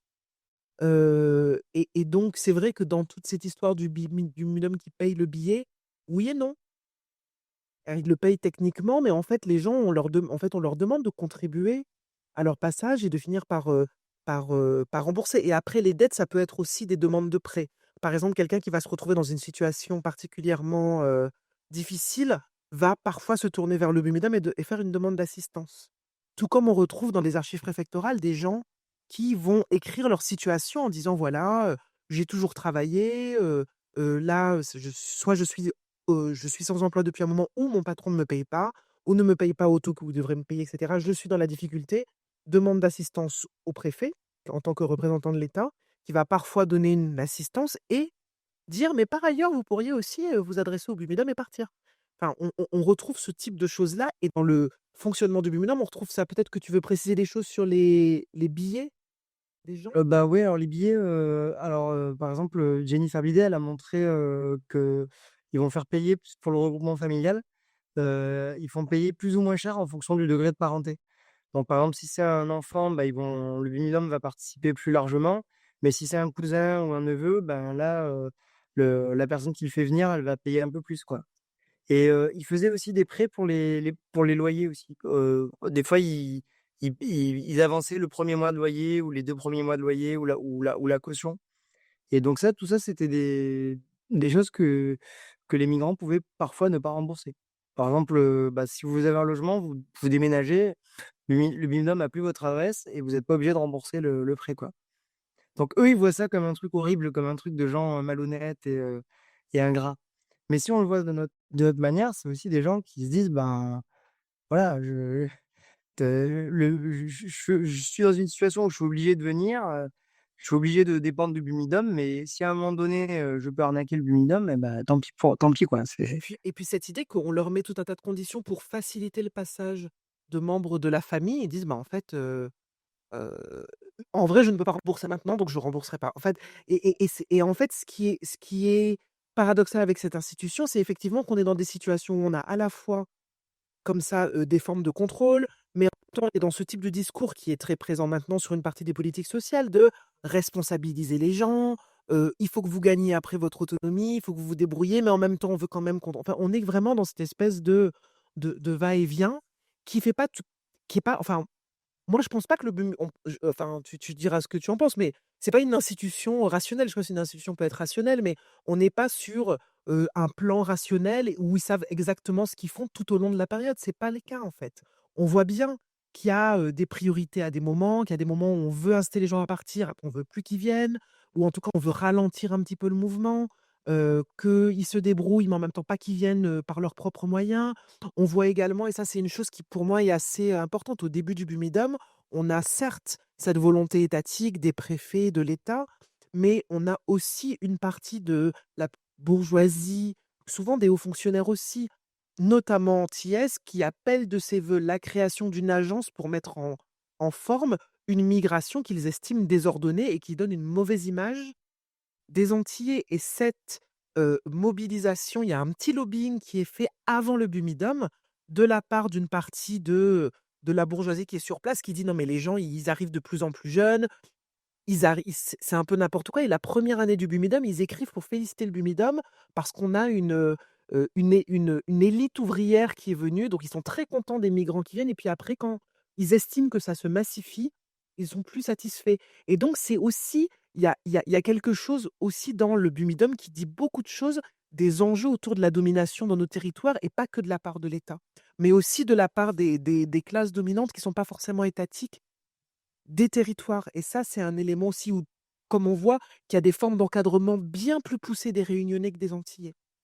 Et ça correspond à la fois à des formes de représentation, mais aussi à ce qui se passe politiquement, à La Réunion à ce moment-là, à, l'implantation, d'une, élite politisée, antillaise et pas forcément réunionnaise, en France hexagonale à ce moment-là, et où du coup, ils sont aussi moins en capacité de se défendre et de répondre que les Antillais. Et ça, c'est des choses qu'on voit, ça c'est que Léa Payet montre dans son mémoire notamment, que les formes d'encadre oh non, c'est peut-être Margot, Arthur qui l'a montré, qu'il y a des formes d'encadrement des populations qui vont être accentuées pour certains, que pour d'autres, accentuées à certaines périodes par rapport à d'autres. Donc, j'ai une question au sujet du transport. Au début, les, comment dire, les participants, ils voyageaient en bateau et ça a duré 12 heures, plus de 2 jours. Et à la fin, est-ce que l'avion a supplanté le bateau ou à quelle année à peu près? Le transport en avion? Alors je saurais pas dire, mais c'est vrai qu'au début, c'est plutôt le bateau et après plutôt l'avion. C'est ça. Ouais. Moi, alors j'ai plus la date exacte, même si je l'ai eue, mais on observe qu'à partir du début des années 70, c'est vraiment de façon beaucoup plus systématique l'avion qui va remplir. Alors, monsieur a peut-être une réponse? J'ai un frère qui est parti, pas par le Birmingham, mais il est parti, bon, de façon, pas par le Birmingham, par la famille. Mais un est parti en octobre 1965 et l'autre, il est parti en janvier 1966 par l'armée, par l'avion. Donc, c'est le tournant, il est là. Et il y a des tantes, des parents qui venaient en vacances régulièrement par le bateau jusque vers cette période, soit 1965. À partir de 1966, c'est l'avion il y a un basculement par l'avion. Alors, juste une précision. La dame a dit tout à l'heure que des gens s'étaient engagés dans l'armée. Mon frère qui est parti en 1966, c'est pas le service militaire. Donc, il y a aussi le service militaire, simplement, qui fait que la migration s'est accélérée. Mais surtout que, en fait, ceux qui sont partis par le service militaire, ils estiment qu'ils sont déjà passés par une institution disciplinaire et que donc c'est bon, ils peuvent rester aussi. Bonsoir. J'aimerais d'abord vous remercier, comme c'est une conférence très instructive. Et j'ai une question qui est un petit peu longue. Quels sont les effets du bumidum aujourd'hui dans les familles et dans la mémoire collective aux Antilles?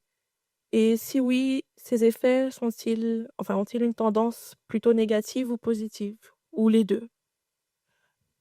Alors, oui, c'est une mémoire effectivement du Bumidum qui est accentuée par le fait qu'on a de plus en plus de supports. En fait, on en parle davantage.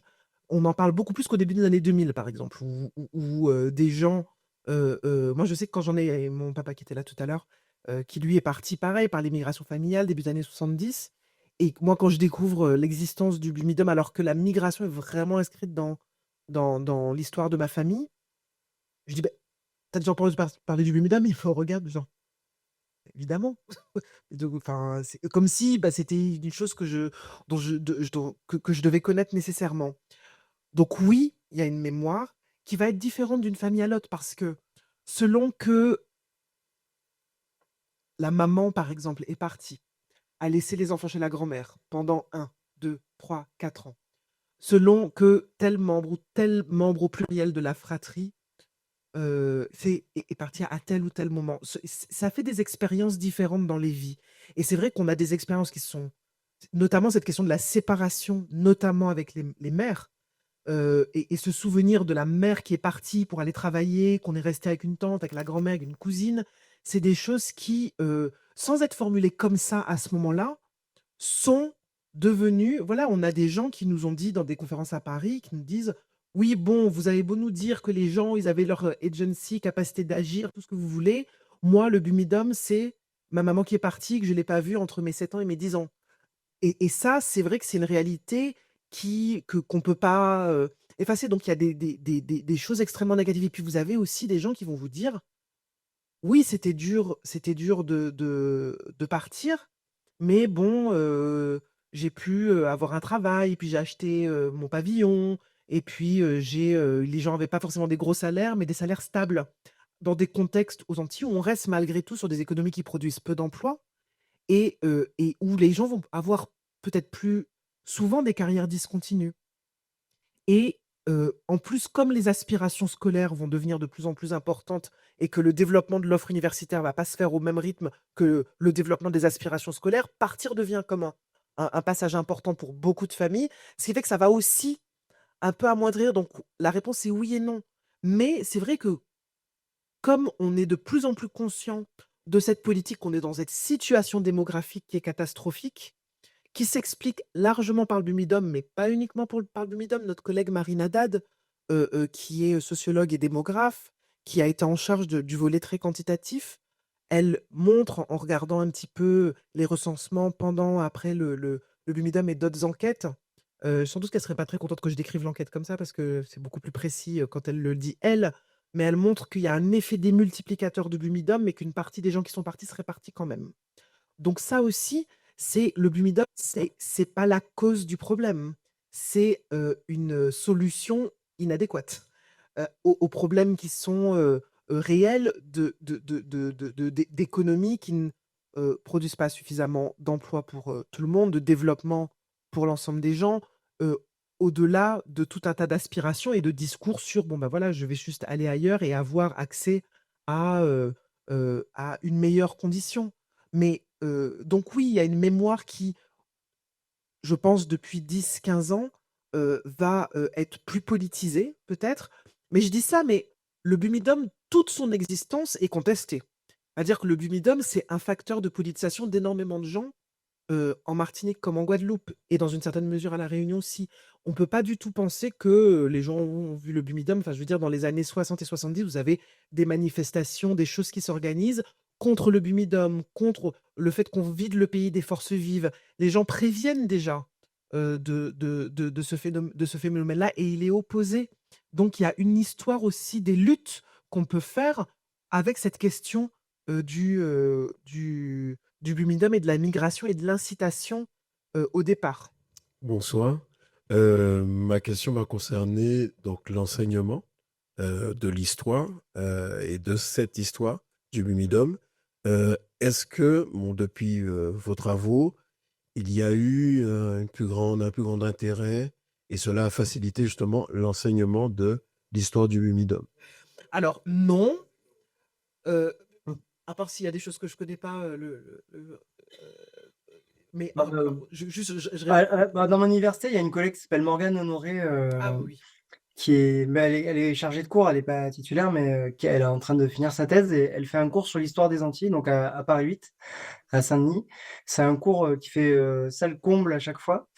Donc je crois que ça prouve à la fois qu'il peut y avoir un intérêt vraiment pour cette histoire, mais aussi qu'il y a sans doute un manque, parce que si son cours, enfin c'est une très bonne prof, mais si son cours, on est obligé de refuser du monde à chaque fois, alors qu'elle a chaque fois une cinquantaine d'étudiants, c'est bien qu'il y a sans doute un manque sur ces questions-là. Et c'est vrai que, oui, c'est vrai qu'on va considérer que c'est l'histoire, on va dire, c'est l'outre-mer, c'est la périphérie. Enfin, on va trouver plein de périphrases pour, en fait, te dire que ça serait pas forcément une histoire importante, alors qu'en fait, elle est vraiment au cœur de l'histoire de la France, quoi. Et de fait, mais je suis très content de savoir que Morgane Honoré fait ce cours, mais effectivement, c'est une doctorante qui est voilà, encore qui n'a pas de poste de titulaire. Et en fait, moi, c'est pareil, mon premier cours sur l'histoire, c'est-à-dire que hors de l'Université des Antilles, l'Université de La Réunion, c'est compliqué d'offrir des cours comme ça, et que le premier cours que j'ai donné sur ces questions, alors que j'étais en poste à l'Université de Lille, c'était à New York.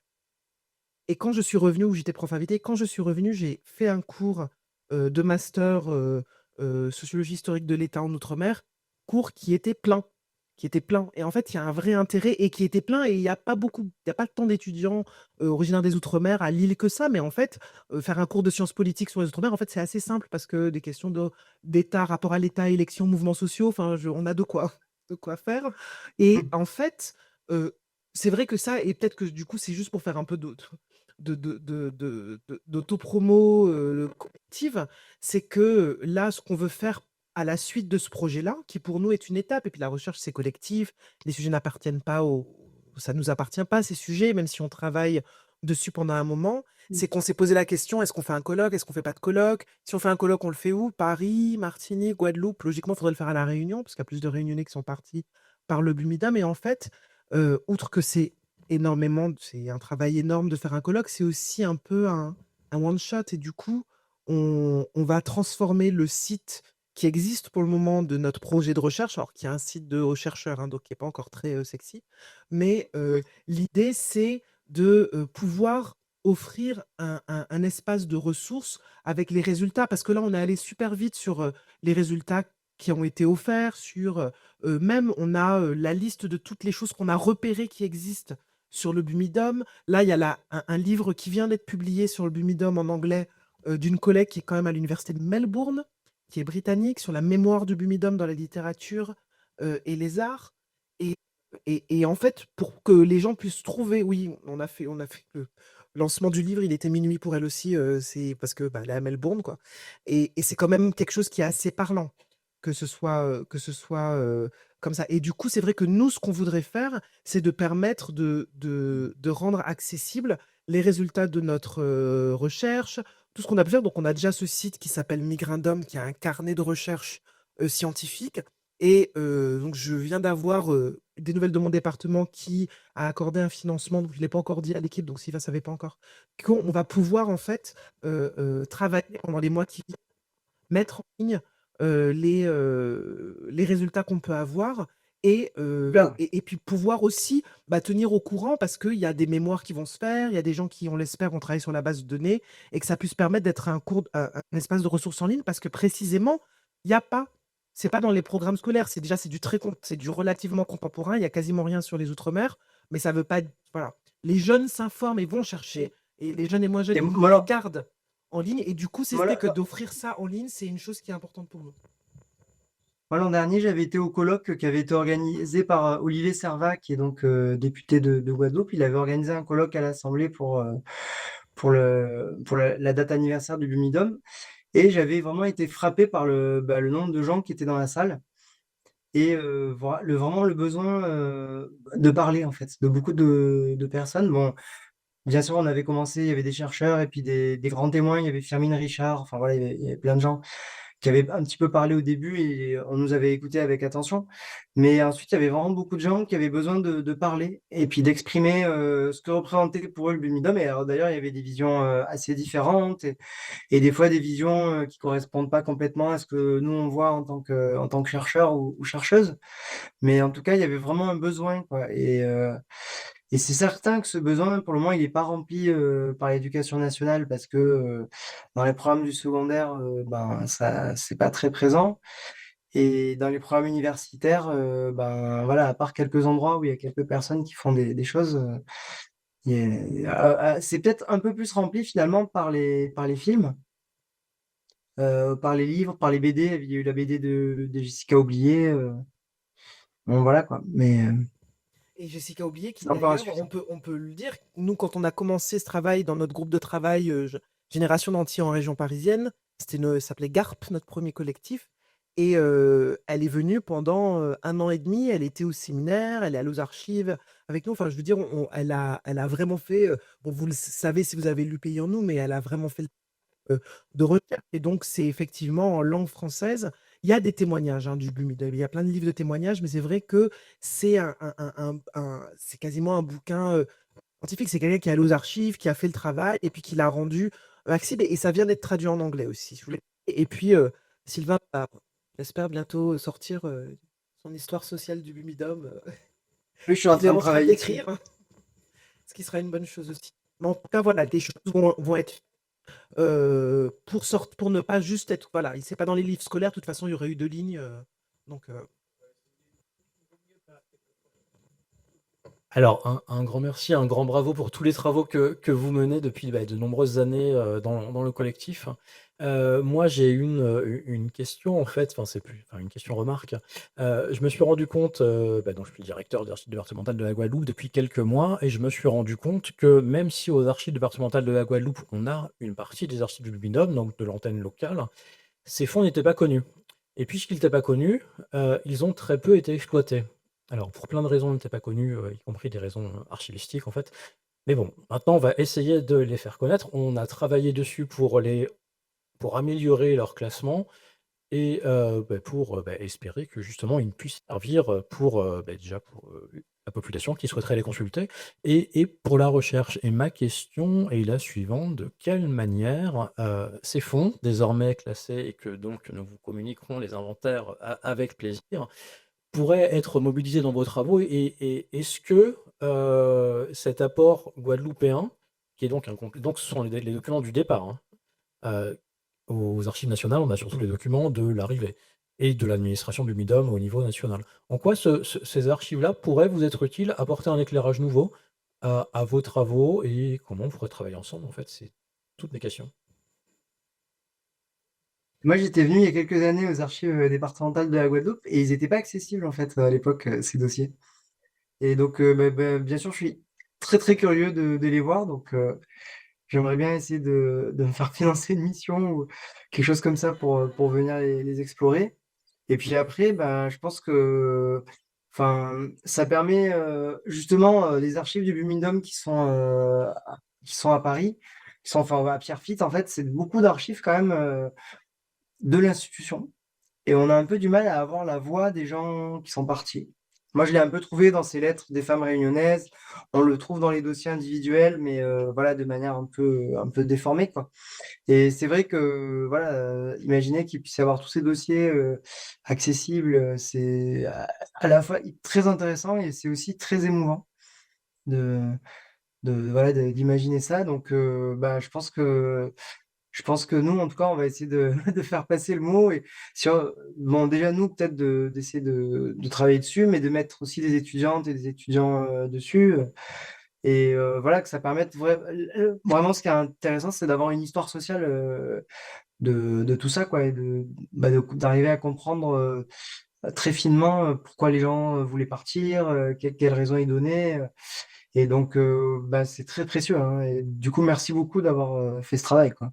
Ouais, et puis pour ajouter des choses, je pense que bah, en tant que responsable de ce projet, c'est vrai que j'avais là à cœur je parlais du site, qu'on parle de plus en plus de nos publications, mais notamment parce que c'est quand vous avez déjà des publications sur un sujet, pour les étudiants, c'est plus simple en fait de naviguer le sujet et de pouvoir à leur tour dire ah mais tiens, il y a sur ce sujet-là tous tes archives qui ont pas encore été exploitées, mais j'ai des pistes pour confirmer des intuitions, j'ai des pistes aussi pour discuter, remettre en cause ce que Monsieur Pathieu, Madame Cécine ont dit dans tel article, parce que j'ai ces nouveaux documents qui permettent de réévaluer ça. Et c'est vrai que la recherche, c'est quelque chose qui est cumulatif. Et quand je parlais tout à l'heure de, bon, bah voilà, il n'y a pas encore la grosse monographie en français sur le Bumidum, c'est que ça, c'est aussi un des freins, en fait, à la poursuite du travail. C'est pas parce qu'on aura fait tout ça que le travail sera fini sur l'institution et sur toutes les ramifications que ça peut avoir pour comprendre l'État, le rapport à l'État, la question des droits, la question de l'égalité, la question des politiques sociales, sachant que nous, notre point de départ et notre hypothèse quand on a déposé le projet, c'était de dire, mais pourquoi est-ce que la migration, pourquoi déplacer les gens semble être la réponse aux politiques sociales, aux politiques de formation, aux politiques d'ordre public, etc., etc. C'est-à-dire que ça a l'air d'être l'instrument de politique publique pour tout. La migration, c'est pour tout. Et en fait, on arrive à avoir des réponses un peu fines sur tout un tas d'aspects de ces questions-là, et il faut poursuivre. Et ce sera bien qu'on voit c'est quoi la place de la migration dans les politiques de formation qui sont quand même essentielles dans les sociétés d'aujourd'hui. La question du rapport à l'État, en particulier là depuis quelques années, c'est quand même une question qui est centrale aussi en Martinique et en Guadeloupe, par exemple. Et du coup, de pouvoir le saisir aussi par l'objet Bumidum, c'est une chose. Quand il y a une faculté de sciences politiques ici, on aussi travaillé, et c'est hyper important qu'on ait ça. On a un collègue d'ailleurs de Guadeloupe qui était dans le projet, parce que c'est comme ça, parce que ceux qui ont le plus accès, c'est les étudiants d'ici. Donc des gens vont venir faire une mission, travailler pendant 10 jours, s'ils arrivent à se faire financer une mission de 10 jours, mais c'est important que ce soit saisi aussi par les étudiants d'ici et les étudiants de Martinique, par exemple. Et un truc important aussi, s'il y en a parmi vous qui ont des archives de famille, de gens qui sont partis avec le Lumidum et qui ont échangé qui ont envoyé des lettres, par exemple, ou des choses comme ça, surtout ne les jetez pas. Il faut qu'elles soient conservées. Ça peut être bien de les amener aux archives départementales et qu'elles soient conservées, parce que ça, c'est aussi quelque chose qui manque un peu. Enfin, en tout cas, moi, ça m'a manqué dans mon travail. de trouver des choses comme ça, quoi. Et donc, c'est vrai que cette idée de collecte, en fait, d'archives personnelles, intimes, liées au Bumidum, bien sûr, ça peut avoir un côté gênant parce qu'on n'a pas forcément envie que voilà, les lettres de sa famille se retrouvent utilisées par des historiens ou des historiennes. Mais n'empêche que c'est quand même hyper nécessaire, hyper utile, justement, pour avoir une vision encore plus fine et savoir encore plus ce qui se passait dans la tête des personnes qui partaient, quoi. Merci. Et les dossiers Bumidum qu'on a sont anonymisés. Donc nous, on les anonymise, ce qui fait qu'on peut, voilà, on peut pas retrouver les gens, ce qui est aussi important parce que c'est des histoires qui sont, voilà, qui sont aussi pas simples. Mais par exemple, c'est tout bête. Donc bon, c'est vraiment dommage que mais il va y avoir une version 3D de l'exposition visiblement, mais l'exposition là, il y a un objet qui, enfin voilà, donc félicitations au commissariat d'exposition, cette fameuse robe. Il y a une robe, voilà, la tenue, qu'une, femme qui a aussi été un grand témoin, enfin une des témoins du Bumidum qui a livré son la robe qu'elle porte au moment de l'arrivée. Ça peut paraître rien, mais pour, les chercheurs en sciences sociales et puis pour les gens qui s'intéressent à ces enjeux, c'est extrêmement important. C'est aussi ça, les sciences humaines et les sciences sociales, c'est comprendre les expériences des gens au passé, au présent et savoir juste comment est-ce qu'on s'habille pour voyager. Comment le fait qu'on s'habille on voyage pas habillé n'importe comment. J'ai une collègue qui disait, quelque temps: «Je suis l'enfant de quelqu'un, donc je vais pas voyager n'importe» et je trouve que ça, c'est important parce que ça dit aussi quelque chose des conditions dans lesquelles on part et de l'attention qu'on porte, voilà, à soi. On a quelque chose aussi on part pour la mobilité sociale, mais on le fait en s'élevant aussi physiquement, en montrant, en donnant à voir une forme de dignité par le vêtement et ça aussi, c'est une manière de faire l'histoire et la sociologie de nos sociétés. Et c'est vrai que donc Je compte dans sur ces toi, Audrey, pour m'envoyer une photo de la robe, hein. oui, oui, j'ai pris une photo, ma fille a pris une photo, mais c'est vrai que ce genre de choses-là et d'un coup, vous pouvez vous dire: «Ah mais tiens, mais c'est vrai, j'ai encore le sac, j'ai gardé le sac que j'avais quand je suis partie» ou ce genre d'éléments-là, vraiment qui ça c'est la culture matérielle et parce que c'est l'histoire récente, c'est vrai que l'histoire récente des Antilles, il y a de gros trous dans l'historiographie. Vous avez plein d'événements qui sont passés au début des années 80, les gens n'ont plus la mémoire de ça et les historiens n'ont pas encore commencé à s'y intéresser. Mais c'est maintenant qu'il faut collecter, c'est maintenant qu'il faut garder, qu'il faut conserver, c'est l'histoire. Et c'est vraiment, enfin, donc moi j'ai trouvé extraordinaire cette robe. Je trouve que c'est top parce qu'elle raconte énormément de choses au-delà même de l'histoire de la femme qui l'a portée. Ça donne l'impression que le Bumidum n'envoyait les gens que dans la région parisienne.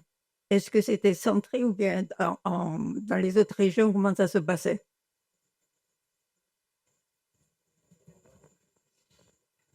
Bah, non, ils envoyaient des gens un peu partout, hein, notamment, dans la région de Lyon, un peu dans la région de Marseille aussi, mais c'est vrai que, eux dans dans leur idéal, ils auraient, dispatché les migrants et les migrantes, dans la France entière.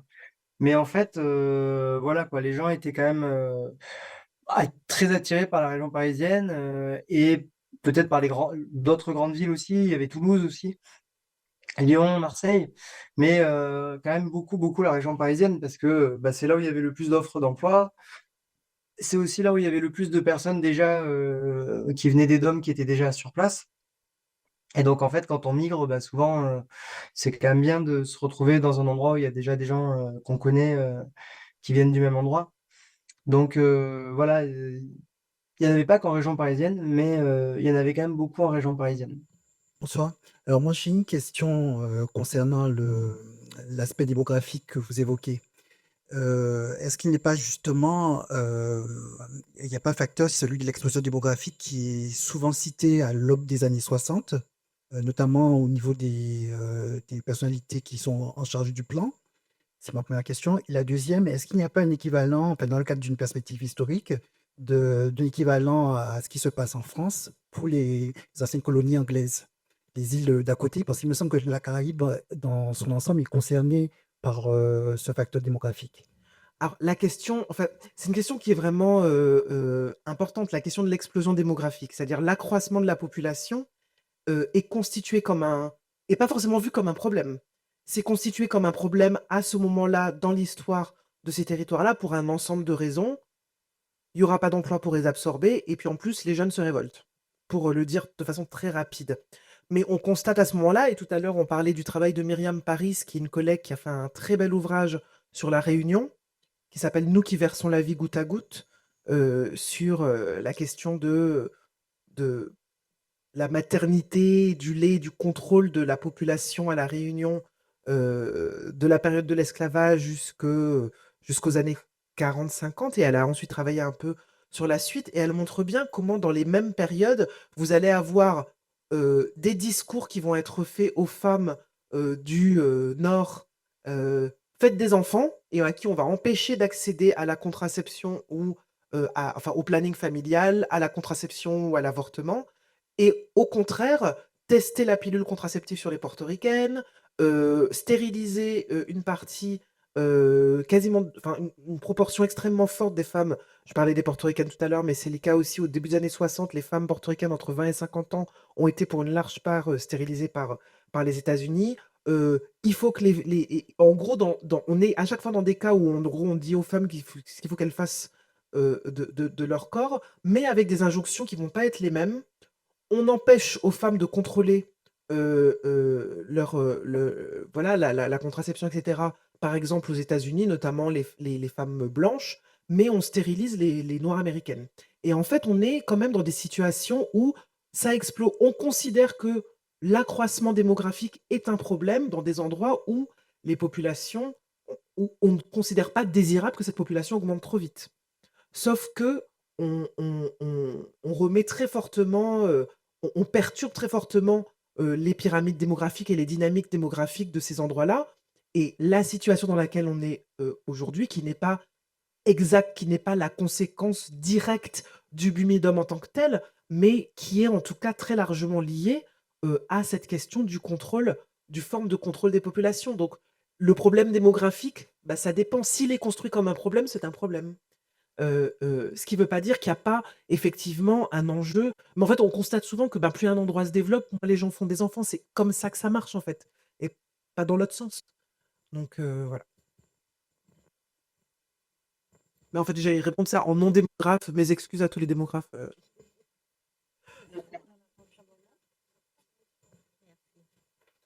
Bonsoir, merci beaucoup.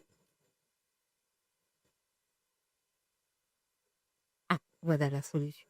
Alors, merci beaucoup. Question des migrations, politique de migration. Est-ce que, au cours de vos travaux, est-ce que vous avez mis, enfin, je suppose que oui, vous avez mis en parallèle les différentes migrations qu'il y avait au niveau de nos îles? Et vous parlez également des faits démultiplicateurs de ce bumidum.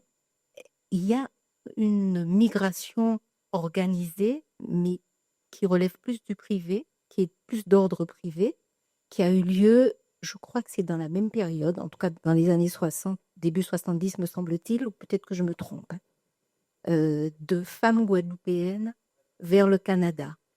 Et donc, j'aimerais savoir si le bumidum aurait été peut-être... Non, il n'y a pas de... Alors, c'était bien avant, peut-être. D'accord. Alors, est-ce que ça n'a pas servi, peut-être? Est-ce qu'il y a un lien qu'on peut faire? Moi, je pense, j'ai l'impression, est-ce que c'est pas ce sur quoi... C'est possible que Monique Milia, qui est historienne à l'Université des Antilles, c'est pas impossible. Je pense qu'elle travaille dessus, sur ces migrations de femmes guadeloupéennes au Canada. Ah, elle fait une conférence en septembre. Il faudra poser la question à Monique Milia Marilus, qui est en fait aussi une des premières thèses sur Bumidum. Elle comparait les migrations antillaises vers la France aux portoricaines vers les États-Unis. Et non, c'est pas. Et je voulais juste te dire que nos zones, je te donne tout de suite, Charlie, nos zones, en fait, la culture du déplacement peut s'analyser, on peut parler depuis l'esclavage aux migrations des Kalina et autres Arawak, etc. Donc, c'est une question très importante. Oui, c'est une mérite d'être. Bien sûr, et puis c'est vrai qu'il y a dans les choses qu'on veut montrer, il y a notamment, voilà, il y a de plus en plus de choses qui se font sur les migrations des Antillais vers au moment de la construction du canal de Panama.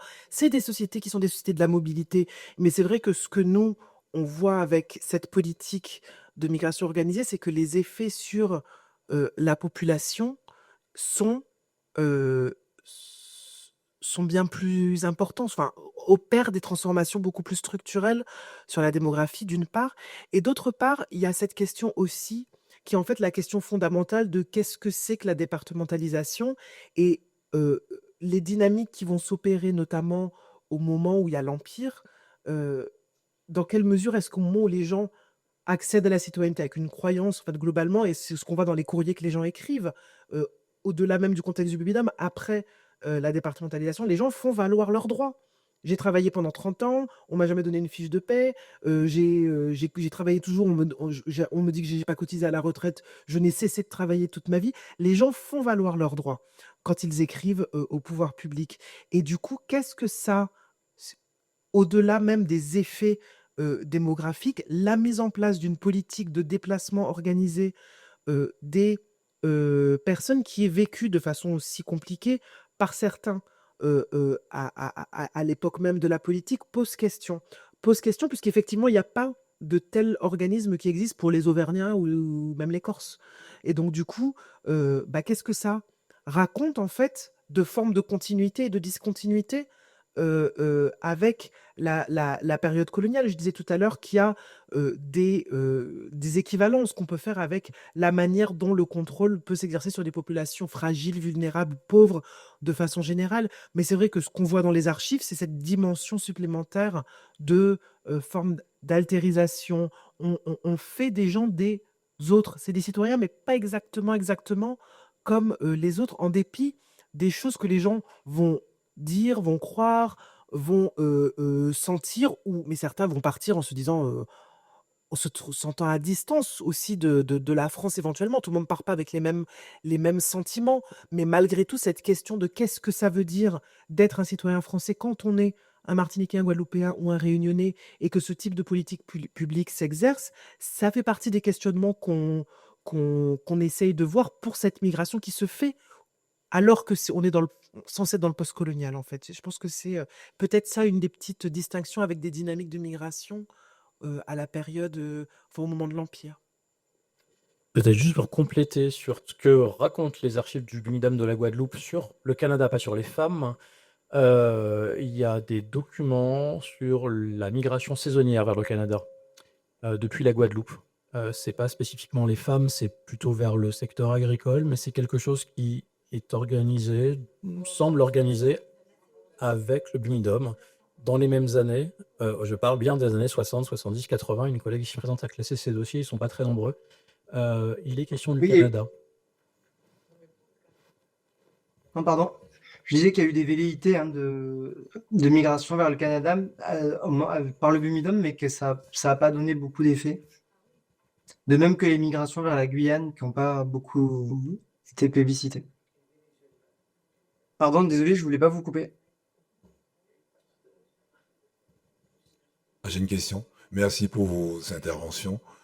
Je voudrais savoir quelles sont les incidences que le BIMDOM a eues dans la société antillaise, notamment les interactions les allers-retours entre entre guillemets, les négopolitains, j'aime pas trop ce terme-là, mais effectivement, dans le contexte, effectivement, nos échanges entre toutes ces vagues d'Antillais qui sont partis, revenaient en Guadeloupe et en Martinique, avec les vices et coutumes de l'Hexagone.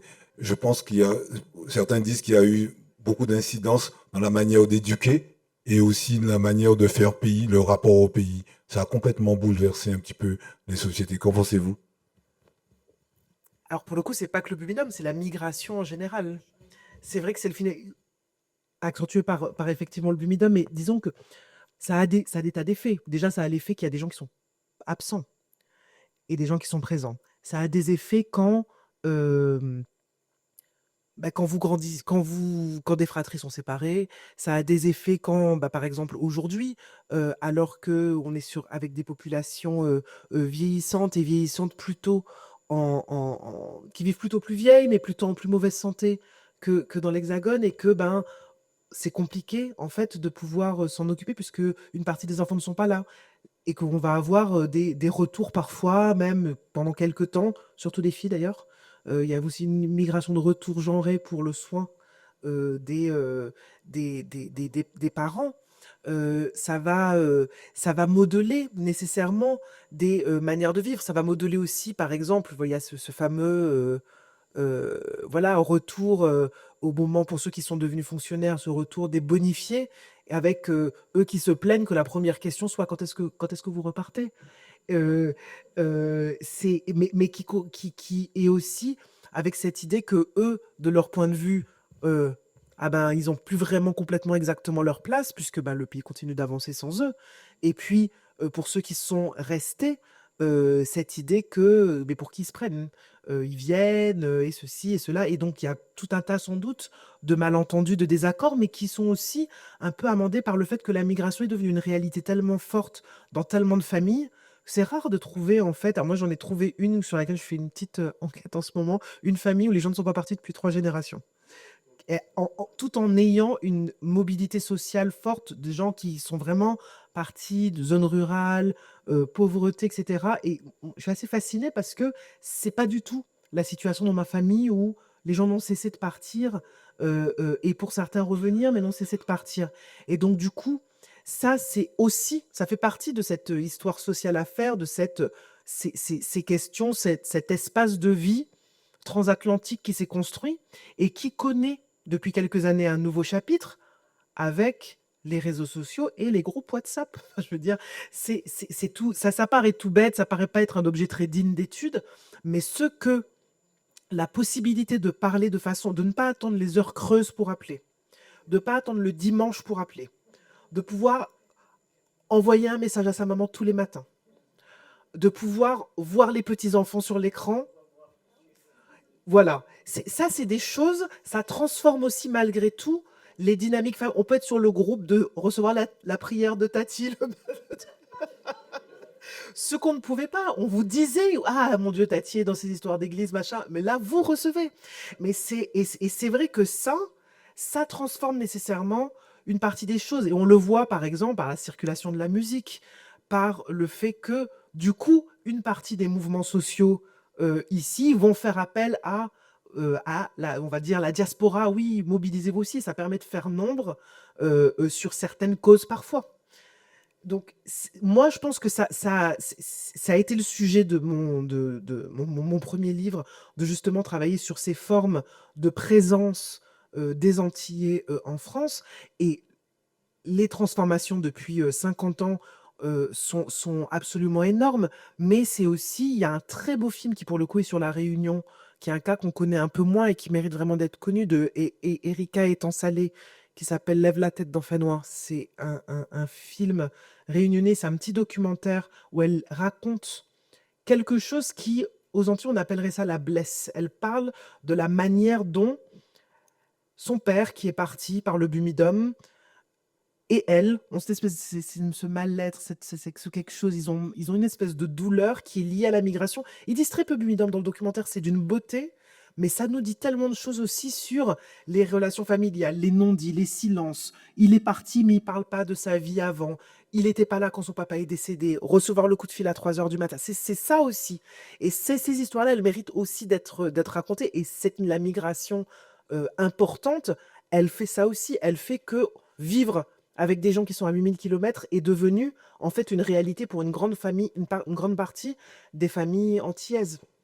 Du coup, moi, ma question portait, dans ma famille, on est nous-mêmes aussi issus de l'immigration, mais plutôt, issus de l'Algérie et donc c'est une question qui me parle. Cependant, durant la conférence, vous parliez de l'aspect, limite paternaliste, en fait, de l'État français par rapport à cette migration-là qui a été vraiment, encadrée de façon disons, en tout cas qui avait pour but d'être bienveillante et d'accompagner un maximum, que ce soit dans le voyage ou dans la facilité de prêt ou dans la formation, et cetera.